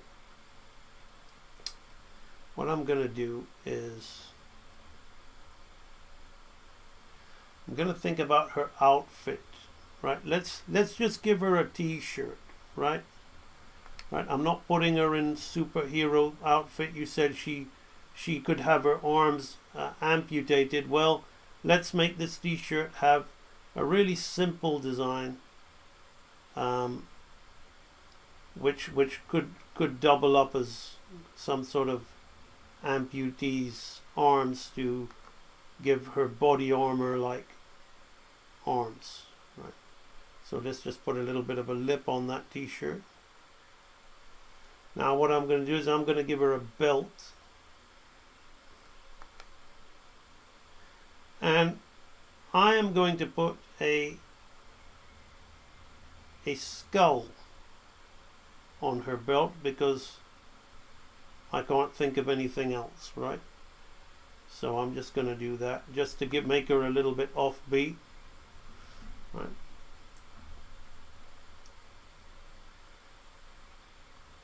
We're going to just go like that. Now we're going to think about the jeans, which are going to be fairly simple. We'll just put the trouser folds around here like that.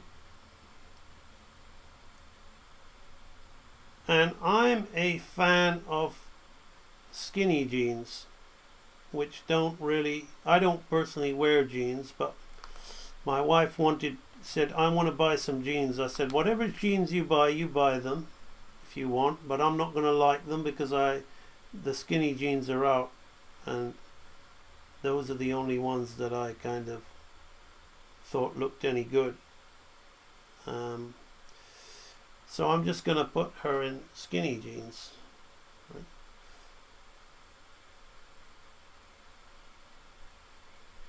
I'm going to do that.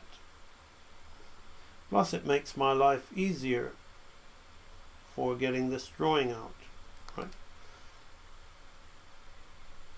What we need is we need to put this in.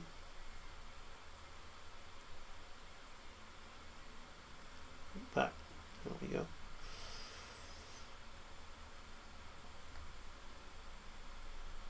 So there we go, and I'm giving her these gangly, I know the style of Starfire is thin, but I'm giving her gangly arms Anyway, let's give her a little cool glove. Let's give her a little cool glove. Right. I'm giving her gangly arms anyway because they get cut off and then she regrows them. So give her these kind of doll sim style things. Now what I want to do for the shoe, it's very easy, right? I'm going to come down here in the middle very lightly like that. I'm going to create the front bit, and then I'm going to create another bit coming under there like that. And then I'm going to just kind of do something like that. And then I'm going to create something coming out like this. And then we're just going to go 1, 2, 3. Right, we're going to go 1, 2, 3 like that. And then we can go and put in all we want on there. Let's give her these big, I might remove that extra bit at the front and just, let's try to be too cute there. It's probably best to keep it simple like that.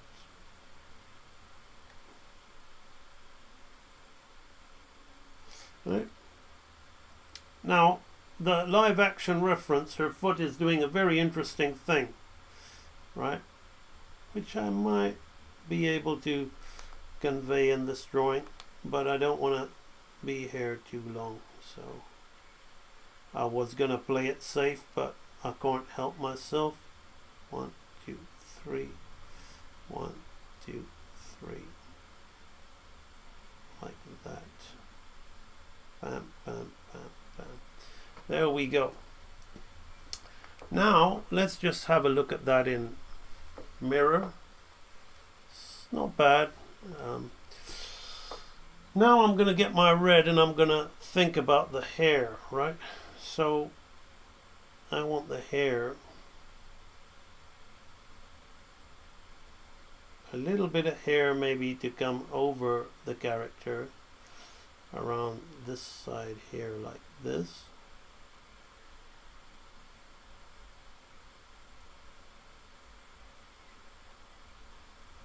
This hair may take away a little bit from the silhouette, so that's a little bit annoying.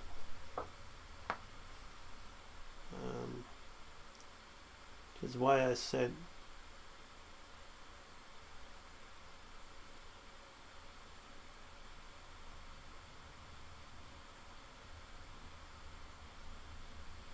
so. Yeah, I think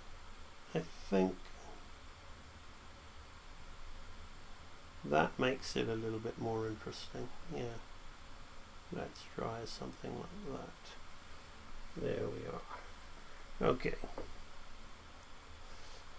so let's just yellow that in.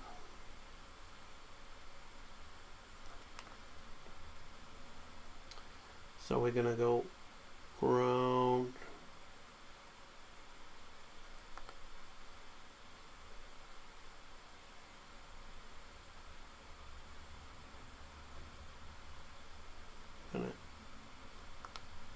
Come straight down.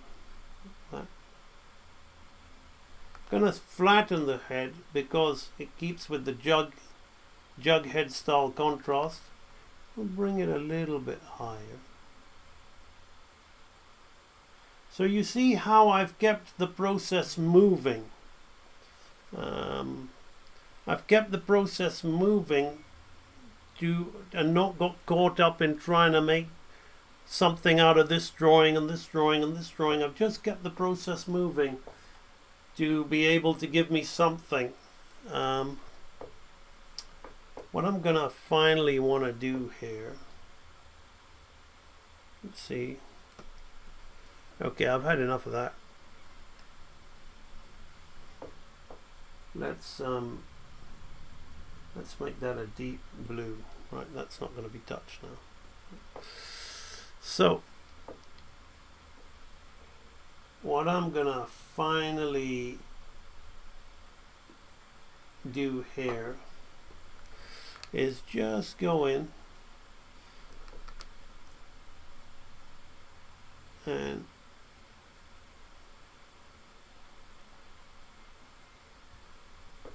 give the eyes their little thing like that. And we're going to do the shadow thing, because the shadow thing is important for this design, right? So we're going to just create a shine like that, possibly a shine here like that, and a little bit of a rim light there like that. The upper lip will have to be in shade. Right. I'm gonna big her pupils. Starfire has smaller pupils, but I'm gonna big her pupils because it just... Actually, no, she looks more freakier. And she needs the bottom lash. That's what she's missing.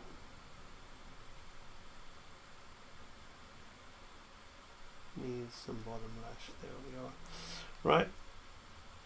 Now we're gonna have... I think that's about it, really. Yeah, maybe a little bit of a shine on this. Like that. The shine on the bust.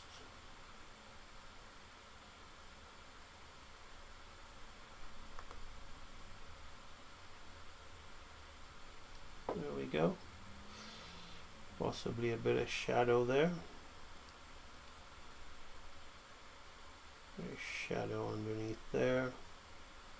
This will be in shadow. This coming here, then we'll have some shadow on the back of the hand there like that. Some shadow under there.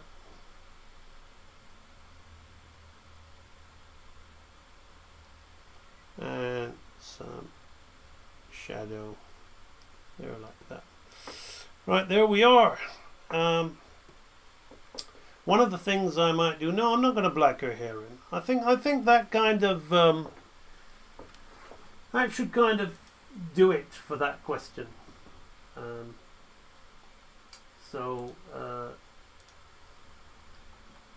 Hopefully you are... let's look at the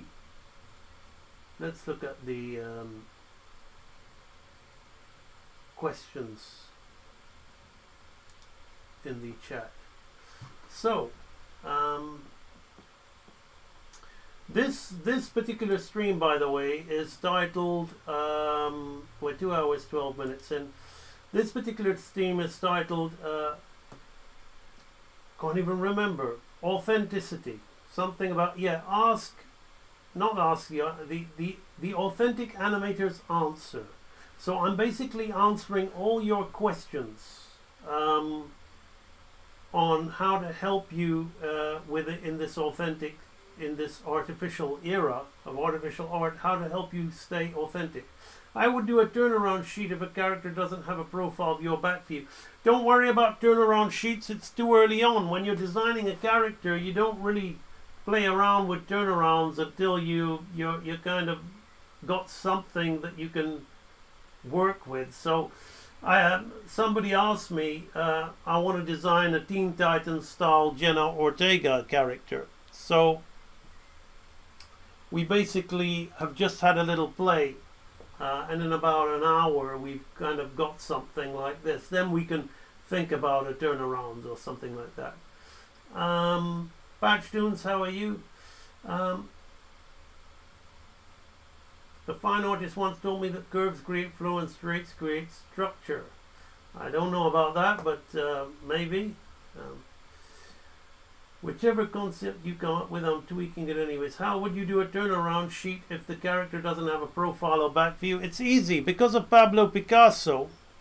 So somebody says how to get, if the character doesn't have a profile or back view. Let's do a profile of this character right here, right? This is somebody said how to get good at animating. Well, you shouldn't be doing anything like this. You should be doing bouncing balls and swinging pendulums, right? We'll talk about that in a minute, right? But which one is it?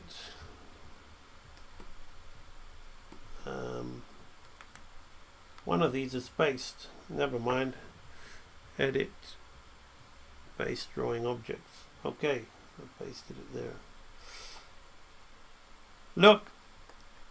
Why is Picasso? Why do I keep going on about Picasso, right? And not Miyazaki, right? Because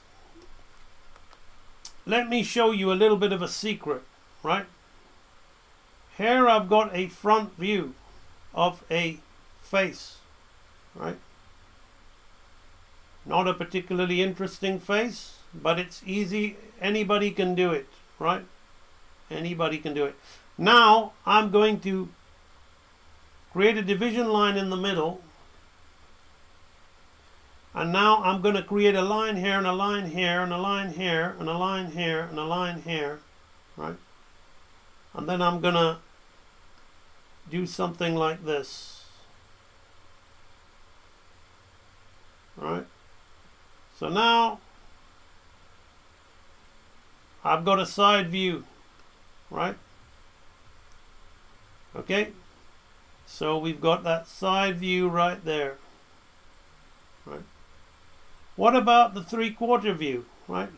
What about I create a line here, right? I create a line here, a line here, and a line here, right? A line here, and I bring that ear in a bit, right? A line here and another eye here. And oh look, I've got a 3/4 view. It doesn't matter what software, we're talking about authentic animators, baggy animation. Authentic animators don't care about software because in the world of AI, it's literally not better than that. Give me your email address, Real Anima, and I'll email you the drawing, right? Go to ambanimation.com, click on the contact form. By the way, while I'm here, I may as well, before we go any further with this, while I'm talking to, if you want me to send you the screenshot of the drawing, just go to you can contact me right down here, right? Just punch your email address and say it in there, right? Give me your email address and I'll do that.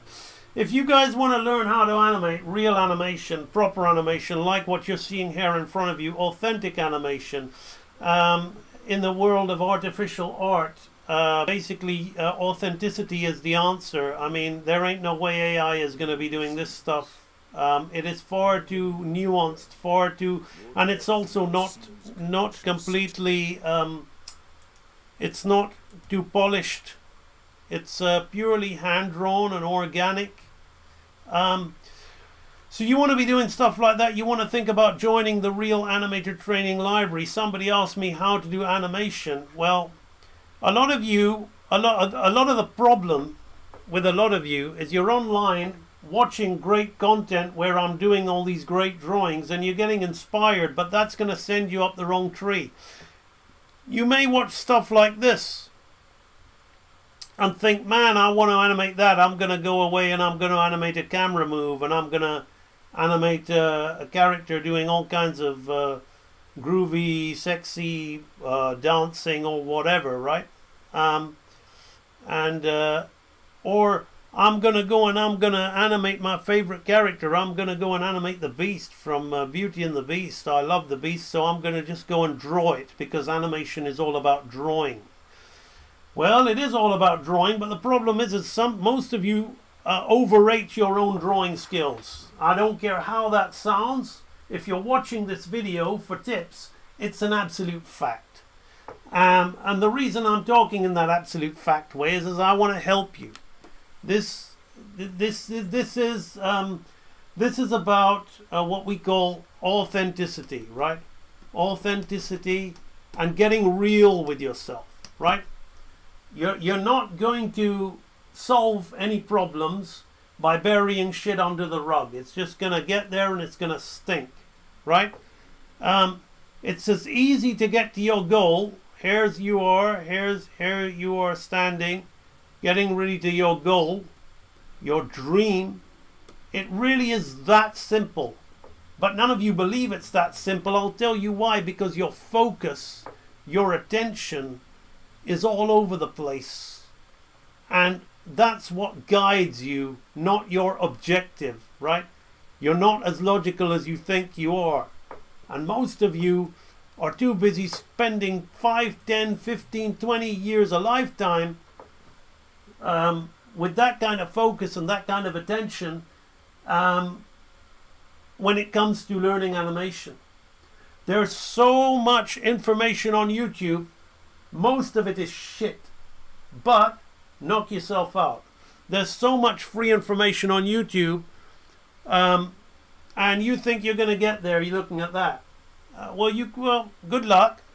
But you can actually, if you focus on the right things. But can you, for example, draw a circle? Can you draw a triangle? Can you draw a square? That's the kind of drawing you need to draw. That's the kind of drawing that you need to adapt.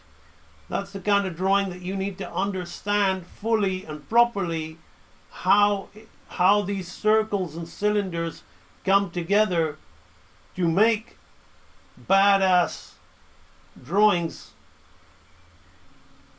do anything you want, right?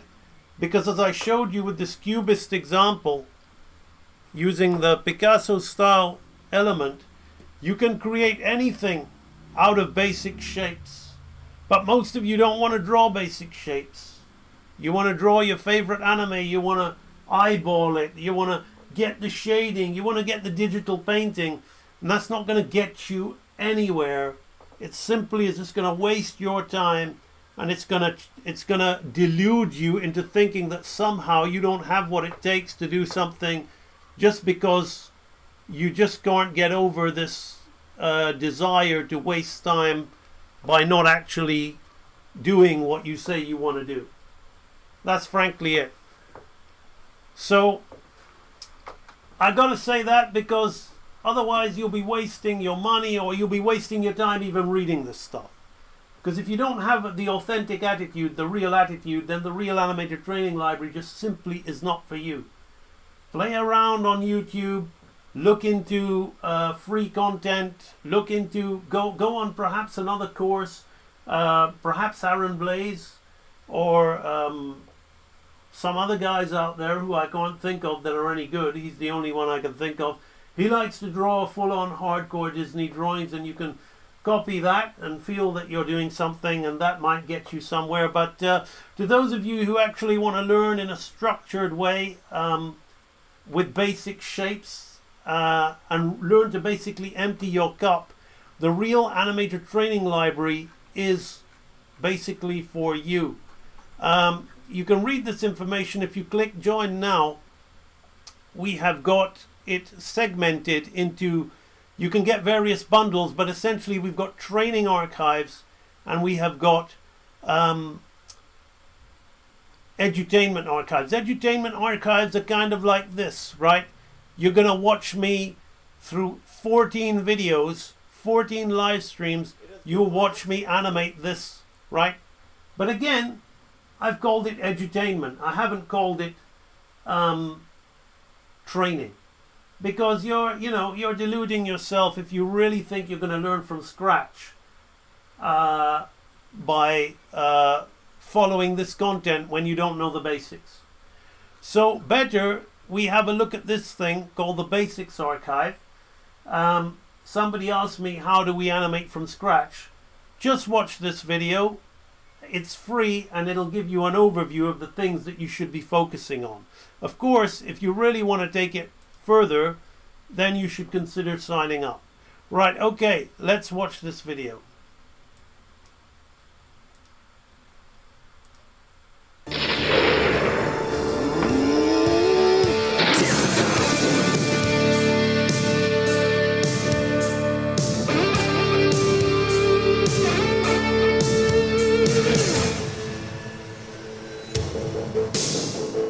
Basics archive has been designed specifically to make you a master of those core fundamental animation exercises. We begin with a bouncing ball and then move on to a jumping ball.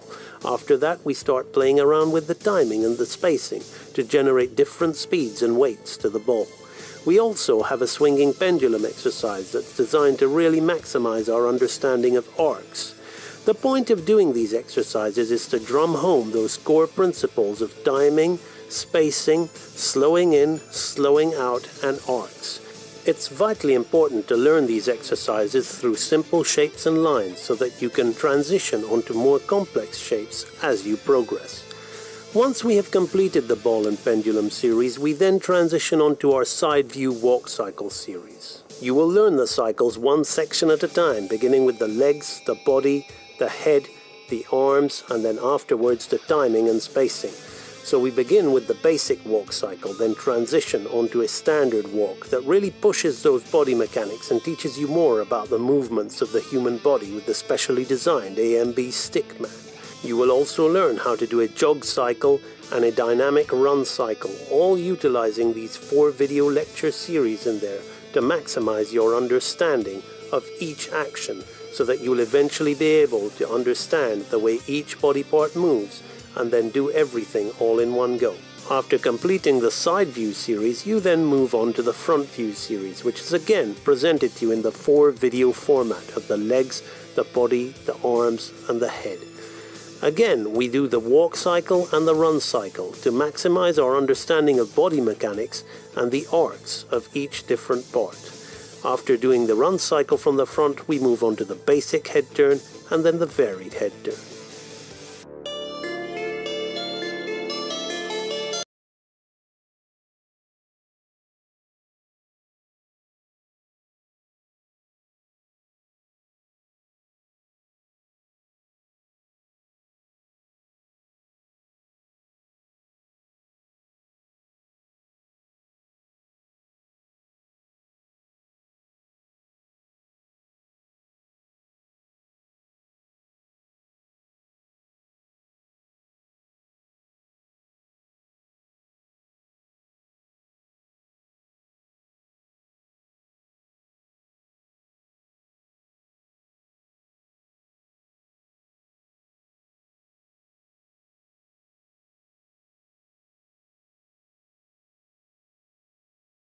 Okay, thank you. No audio.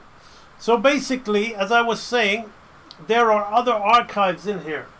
There are intermediate archives, there are advanced archives, there are professional archives, there's anatomy archives, all in the training section, and all of them are amazing. I could talk about how people who have been to Don Bluth University and given him 10 grand of their own money have joined this place, or how people who have given CalArts 80 grand have joined this place. But I'm not going to do that because ultimately it's not about them, it's about you. You can get the bundle, the Real Animator Training Bundle, or you can get the Master Animator Training Bundle. Now the Master Animator Training Bundle has got practically everything in this archive with the exception of the Anatomy Archive. It's virtually the entire library, and you can get it for around 3,000 USD, right? 3,000 USD! Well, as I said, most people have spent more on gaming in their life than that. And you got this, which people who've spent life savings at CalArts, 180k, have joined this place, right? So it's all down to your priorities. You can have a small vacation away. You can have a gaming setup with a big HD TV and a nice gaming chair and your accessories and all that, and then say that you really want to be an animator and this place is too expensive for you. Well, there's a word, get real, right? That's what the Real Animator Training Library is for. The other bundle is the training bundle. In there you get the basics archive, the intermediate archive, the anatomy archive, and the pick up and play lectures archive, and that comes to around about 1,340 USD, 999 Great British Pounds. As you can tell from my accent, is the currency that the library is in, but I put a USD convert in there. So again, this place is amazingly priced with amazing value for those who truly want to learn how to animate. You'll get nothing like this anywhere else, anywhere else in the world, actually. As I said, You might find cheaper alternatives, but go ahead and use them. And if you're serious, you'll find yourself coming back here. Because I don't like to use the word cheapest when I describe my library, but this has got the most value for money you're ever going to find. As I said, CalArts, Sheridan, Pittsburgh, Full Sail, the Arts Institute, Central St. Martin's School of Art, Escape. Richard Williams' son was the head of Escape, Alex Williams. He's recently left that job. All people who've studied from places like that, invested heaps in those courses, have also explored real animator training. We have people who've worked for Nickelodeon and Disney. We have people who've worked for Disney Canada, feature animation, joining this place. But if that's still too much for you, then fair play. I know what you think of animation. Alright, so that is the Real Animator Training Library. Thank you for indulging me in that. Now I'm going to go on and explain about how these basic shapes work. OBS is reconnecting.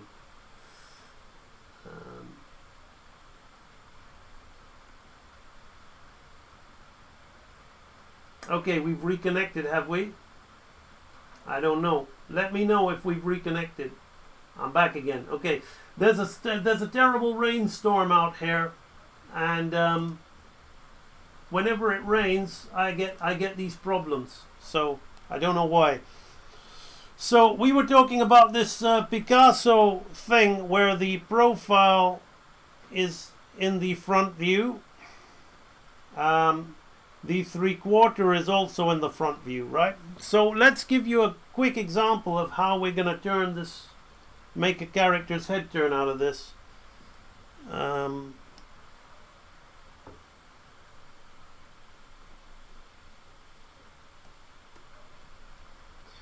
So I'm gonna come and pick out my points here, right? I could do the side of the head the Picasso way, right? From the side. But I'm not going to, because I'm going to look for some balance on the face. So the jug head, right? Jughead Jones, right? It's going to come here like this. With this is the bottom of the jaw. That's what I was looking for, right? So I'm going to keep that jug design in the side angle of the side of the face like that, right? So it sits, excuse me while I just add a frame here, because, so it sits there like that, right? And I'm going to put the ear about here, right? Where the eye is, right? Right, like that. Then there's a little kind of button nose coming out here like this, right? I'm going to flatten the head there, but I'm going to create a little bit of a brow. Then I'm going to bring it back like this, right? So can you see how this is all fitting in there, right? Now I'm bringing this, I'll tidy it up, but I'm finding this shape, right? Then this is going to come into the nose, and we're going to come off here. I'm finding nice shapes, right? Mouth comes off the side, right?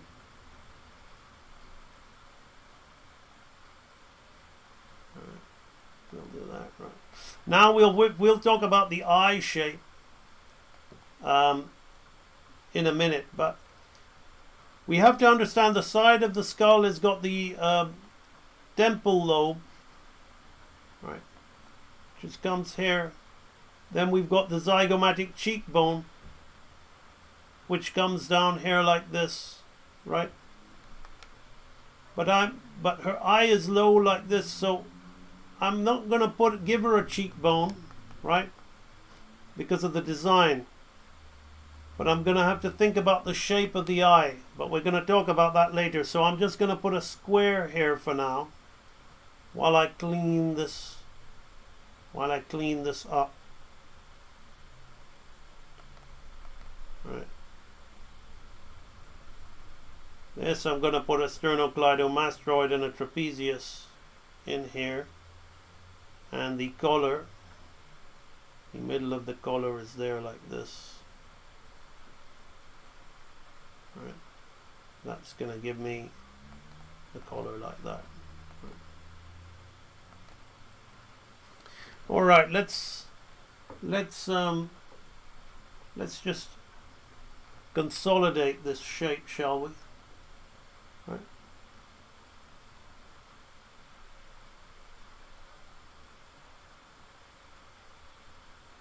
I'm going to draw that line there so you can see what I'm doing. I'm going to draw this line here so you can see what I'm doing. Right.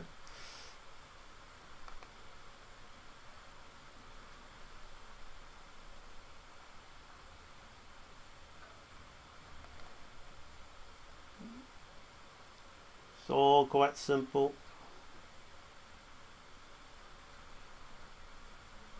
This will come in here like this. I'll give it color like this.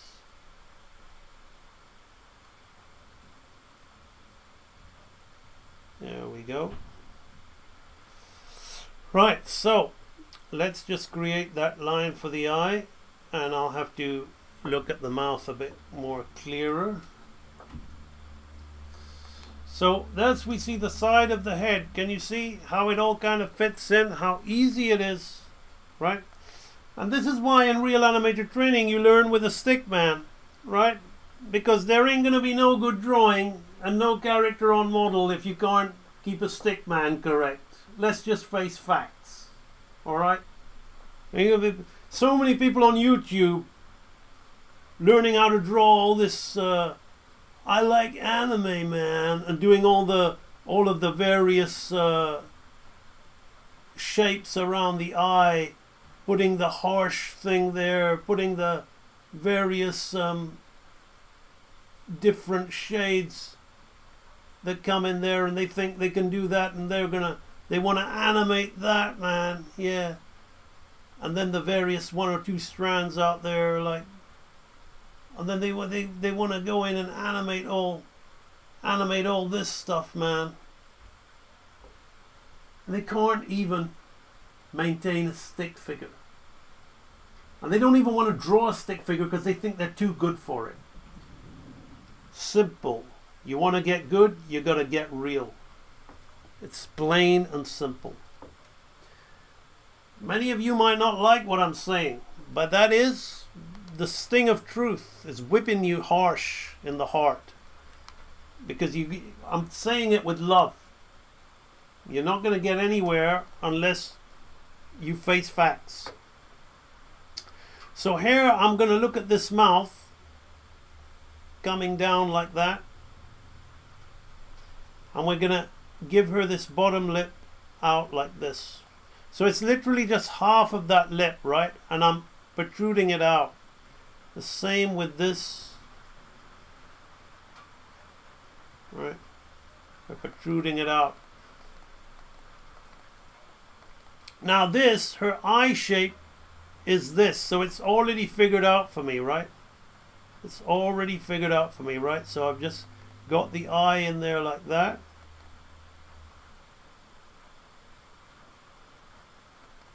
And that's the side of her eye. And what I want to do is I'll keep a few of eyelashes there, but I'm going to throw a few out the front like that, just to make the profile design interesting, right? See, it's not even like I've just designed this character. It's not even a great character, right? But I'm already turning it into a full-on model. I understand simple rules, right? Simple rules that won't take you too long to understand. If you think 1 year is a long time, if you think 3 years is a long time, again, you got to get real. You got to get real.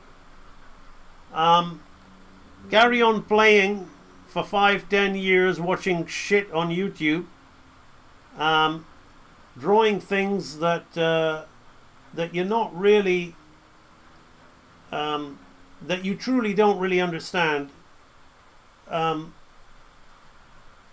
just carry on being, you know, being like a kid playing cops and robbers, or cowboys and Indians, or whatever they play in the schoolyard nowadays. I don't know. So here we've got the side view here. I'm going to soften this brow just a little, right? I'm going to soften that.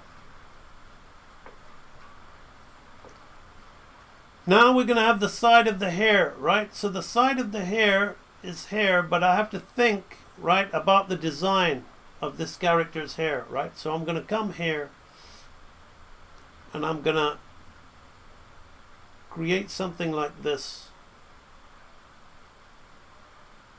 And I want to frame the face. So this line is effectively coming here like this, right? But I'm going to cheat it. I'm going to cheat it and bring it around over the ear like that, right? And we're going to put in, she's got those sideburns that I should have put in, which I didn't. They come here like this, right? So she's got the sideburn here like this. Right?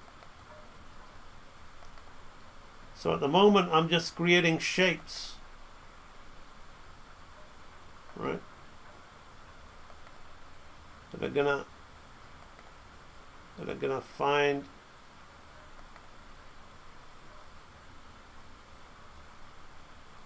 my way into this thing.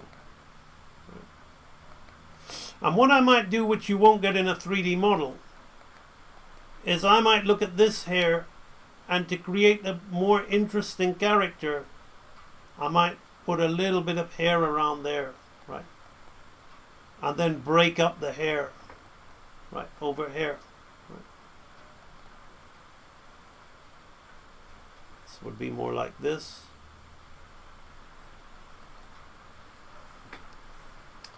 So let me just check that. Right. Yeah, it works that side. So I'm going to come here.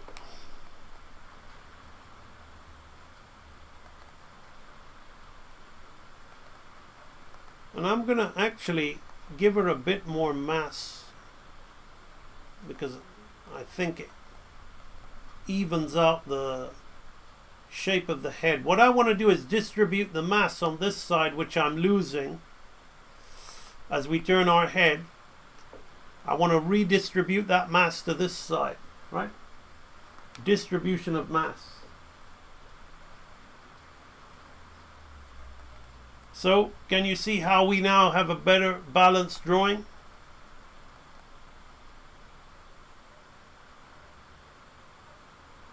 Let's just put a little bit of a break up in the hair there. The ear will come here like this.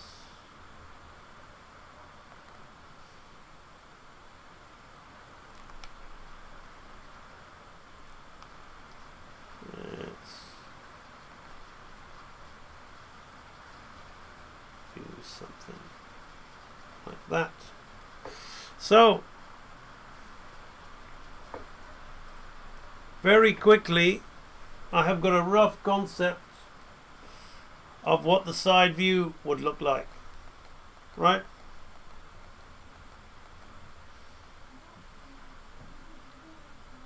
And then what I want to do, like your back view is literally just, you just trace that and flip it and you got the back view. So let's just get this, put this here, all right. So the back view would just be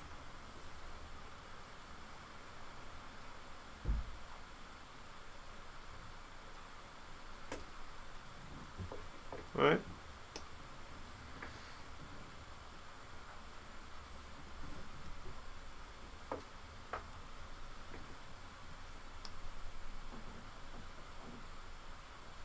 Just be that. So I could talk about how to get it better. But again, just very quickly, there's a free sample on YouTube of this video, but I have to point it out. If you're interested in this particular portion of this stream, if I go over to the advanced archive of the Real Animator Training Library, I have got Real Animator Training Archives. Go into the advanced archive.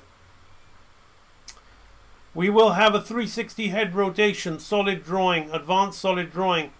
So you have got a 5-part video where you literally learn how to construct a face. Now, if I go back here, where is it? Here it is. Well, I mean, I may as well hit play on the first go, because you'll get to see what you do with the. You'll get to see what you do with this character. So we have completed our full solid turnaround. That's as far as we're going to take this series. 15 lectures. I've walked you through each and every process by creating this humanoid, 3D humanoid character. Then building on that with the body, with these major frames. Right. We learned about adding a hairstyle, and then after. So let's just jump now, because that you learned the body in the advanced archive, but if you want to focus on the face, you got it. In Real Animator Training Library advanced animation course on advanced solid drawing. This is going to be the final part 5 of our 5-part lecture series, whereas we will be doing this solid head turn. We have been. So there you go. Enough. You've seen enough. Right. If you have not watched those lectures, it is highly suggested. Even in that advanced archive, I'm taking you through something which is still not the full professional way of doing it. The character's still got too much of a mounted construction-y face, and a pro wouldn't necessarily draw like that. But that perfect head turn is what you'll do in the advanced archive, because you're still learning. Even as an advanced in Real Animator Training, you're not advanced enough, right? Because my intention is to get you to that super high quality, top tier Walt Disney, when Disney mattered, level of animator. And by the way, if you can do that, then you'll piss out anime like it was nothing. Right, so we're gonna do a 3/4 now. So there you got the back view. So I'm gonna show you very quickly the 3/4 section. So again, halfway in here and here, right? We're gonna create that halfway point. And now I've got the profile, it's even easier for me because I've got a little bit of the angle of the nose going on there. The eye will then sit, okay? The ear will come in halfway between here and here, right? The chin, that's the mistake I made, the jaw. Her jaw is wrong in this. So let me just delete this. I knew that was looking off. When I retraced the drawing, I made an error. I was thinking that's not looking like the character. So she hasn't got her Jughead Jones jawline, which we need, right? Let's get the Jughead Jones jawline in. That's it. Thought something was off. I'm too used to drawing the other type of jawline, my preference, alright? Okay, so there we are. That's a much better example of now that truly looks like the character, 100%. Right, so let's carry on, right? So we're gonna do things by halves here. There's half of an ear, half of the lip, half of the nose, halfway, right? Half of the eye, right? It's all gonna sit in there. right? But we're going to keep that nose literally very, very tiny, right? I'm going to draw the tip, but I'm not going to keep this line. I'm just going to create the triangle, right? Like that. So let's then have the Jughead Jones thing coming here like this with a flat line here like this. Now the eye has got one eye width in the middle, right? So we're gonna kind of vaguely put that into place, right? I've already got this part of the side of the head here from the profile, which I can keep, right? So I can keep that, right, from the profile.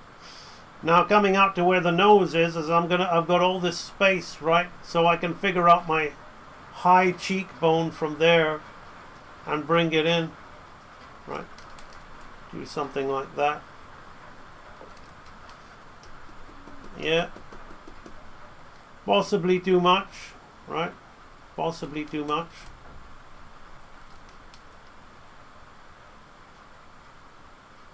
I'm gonna have it like that. Yeah, what I want to think of actually is this line here like this, and I'm going to cut in there, and I'm just going to come out just a tad, right? Just to give her a bit of relief. What did my drawing of her look like from 3/4? Where's it gone? There it is. Yeah, I gave her this jutting chin, right, like that. So that's what we will do. How are we doing for time on this stream? 2 hours 52, not bad. So I'm going to bring this in, and I'm going to bring this like that. That's what I want.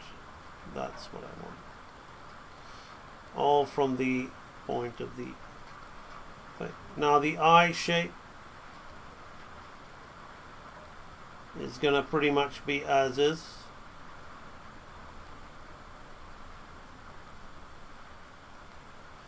And this eye shape, we're going to have the round of the eye bulging through there. So, as I said, this character is, in my opinion, not nearly ready to be made a turnaround of to the person who asked, because I just busted it out without any exploration, without even, like, don't rush things, right? This is just for the sake of the stream, right? Shouldn't rush things. But you can see the turnaround is a very simple process, and if you've been through real animator training, it won't faze you at all. And this is just an animatable turnaround. It doesn't make it a good character turnaround, because that turnaround you learn in the advanced archive isn't really the kind of turnaround that a character designer would do. Because animators then cheat the design, they go for more appealing shapes, they don't go for such solid volume. So that turnaround exercise in the advanced archive is more about maintaining form and volume to an extremely high level, but I wouldn't design a character and make it that construction-y in the face. Otherwise, just use a 3D model. That's why 3D is so unappealing next to 2D, right? So here we're gonna have the center of the colors come in like this.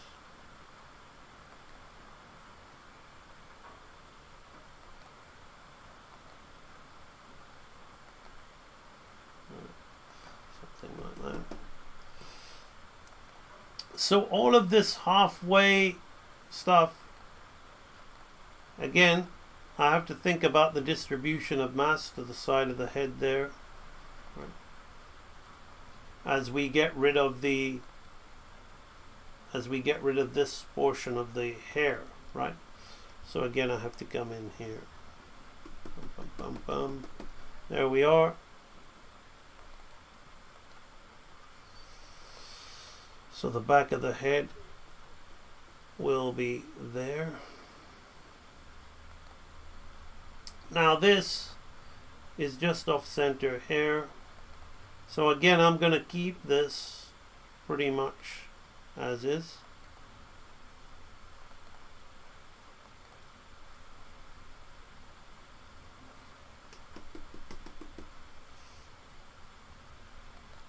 And have this one from here. Now I have to think about how I cheat that side.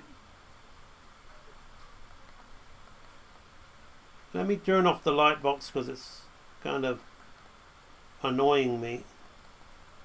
Right, so it would more turn in on itself there like that. Right. That's what the light box does. It ruins the animation. Again, there's plenty of people trying to self-teach themselves online that don't know that, and they've wasted so many years by trying to learn to animate by using the light box. The light box is simply a guide to help you in between, not really for key animation.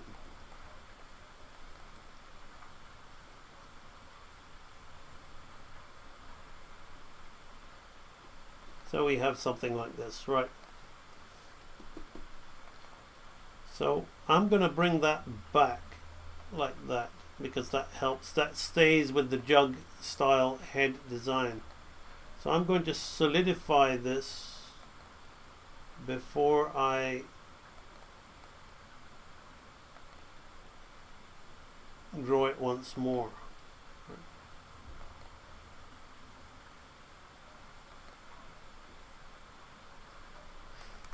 So creating the 3/4 is, normally you do the 3/4 of a character, the true 3/4, after you figure out the front and profile. Because the front and profile really help you visualize the character. A lot of people have problems with drawing their characters on model purely because they like to start with a 3/4 view when they're sketching, because the 3/4 view is very appealing. But then when they try to turn that character into a profile and a front view, it loses its appeal. And it loses its appeal, and pretty much the artist is pretty stuck trying to get it to look nice, and it never really relates. So I'm gonna go and now just tidy this up a little bit.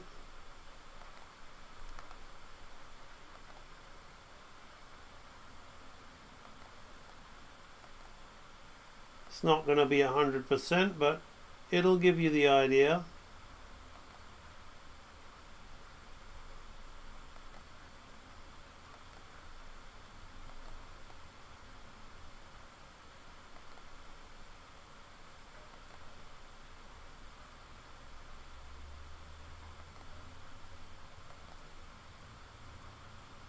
There we go.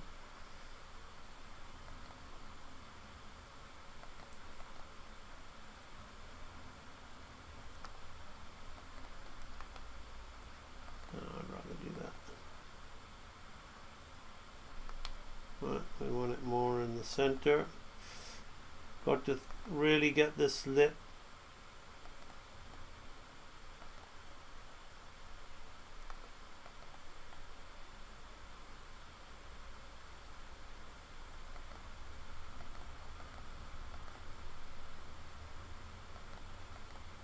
Now here's where I have to be a little bit careful.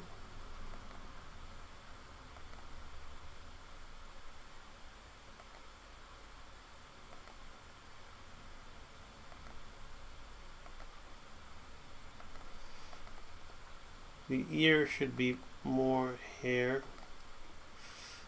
Then she has that sideburn, which isn't, I didn't put it in the front view, but I'll put it here.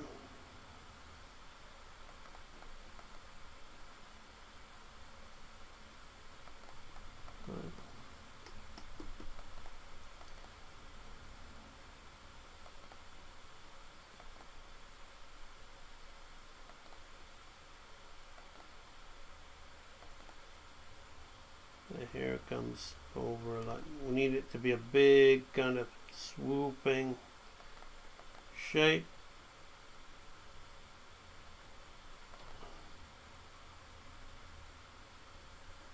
There we go. A little bit on this side like that.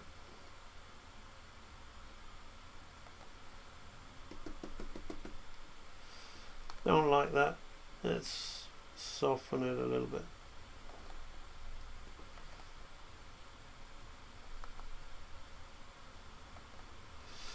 I'm not exactly, because I'm using a thick brush and not really checking if my lines are completely in line with the previous one. Just giving you an idea. It's not perfect, but it's good enough.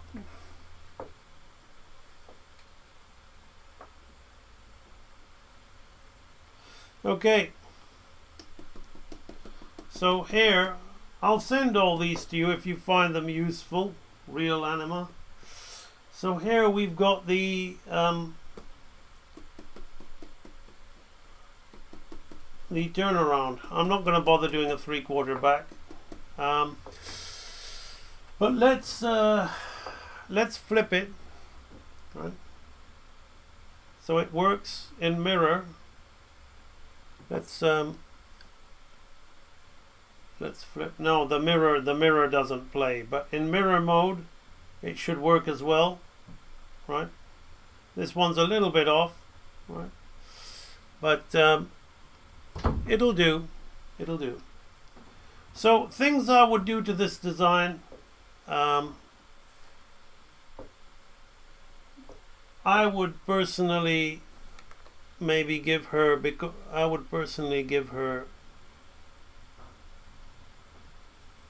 some cheek design or something. Like the shape of the zygomatic bone is like this, right? So we talked about when we looked at the live action thing, right? How the actress's face is so simple. So you can see just what a little addition like that might do to it, right? Or if you wanted the character to be kind of dark, she would always have a kind of mask, like the kind of way that the Treasure Planet guy always had his mask, you know, dark and shadow like that. So the shadows will really make this character come to life.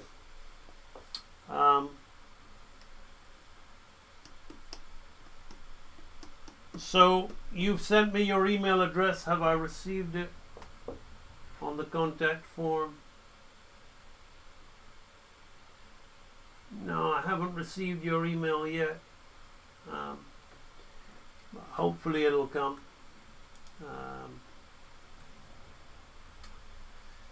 But yeah.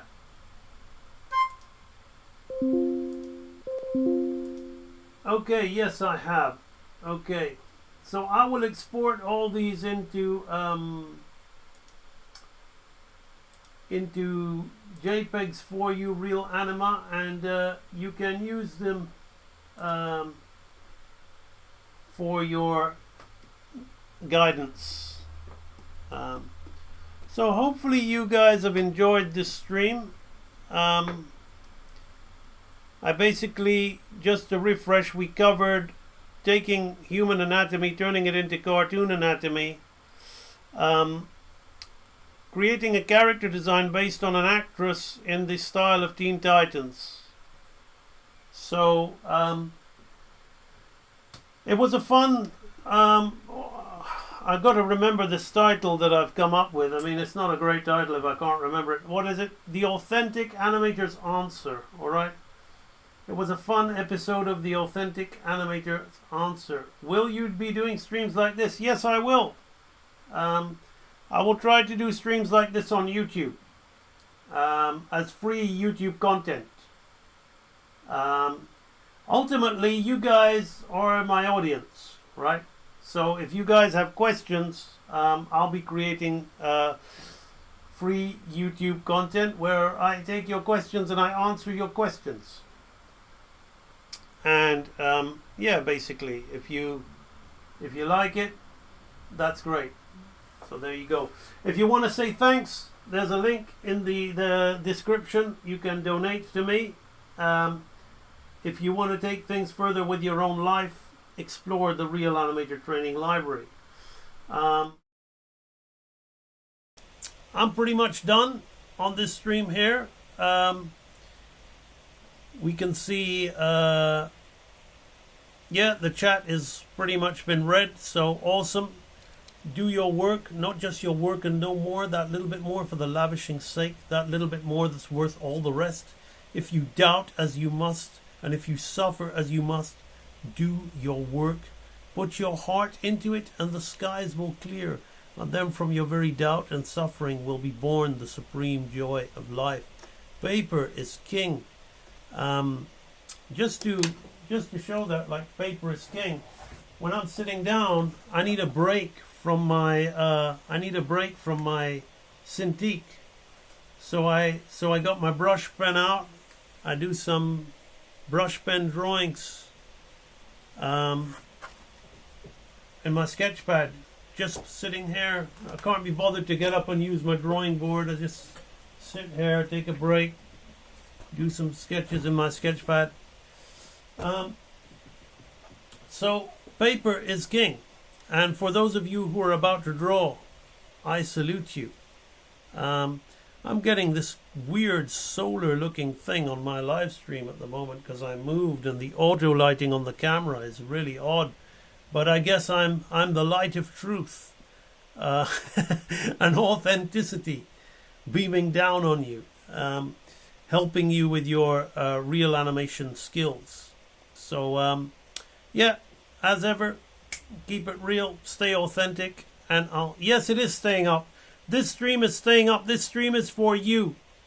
This stream is 100% for you. There's nothing here that will go in the library, because the library is this stream is a very entertaining tips and tricks stream, but I'm not going to pretend that you're doing any training on this stream, because I'd be just like the other people on YouTube. Well, no, because they can't draw and they can't animate as well as me, and the one that can, yeah, I mean, I'll be like that. I'll be just giving you stuff that's way too advanced, and I know you find this helpful, and I'm glad you're getting value from it, but seriously, if you want to take things further, not about signing up to my program, it's about learning to accept where you are and empty your cup and your expectations and be humble and return to the basics. Return to the basic fundamentals, because that's where all of this is really done. All right, thank you very much for joining me. I'll see you on the next live stream. Bye-bye.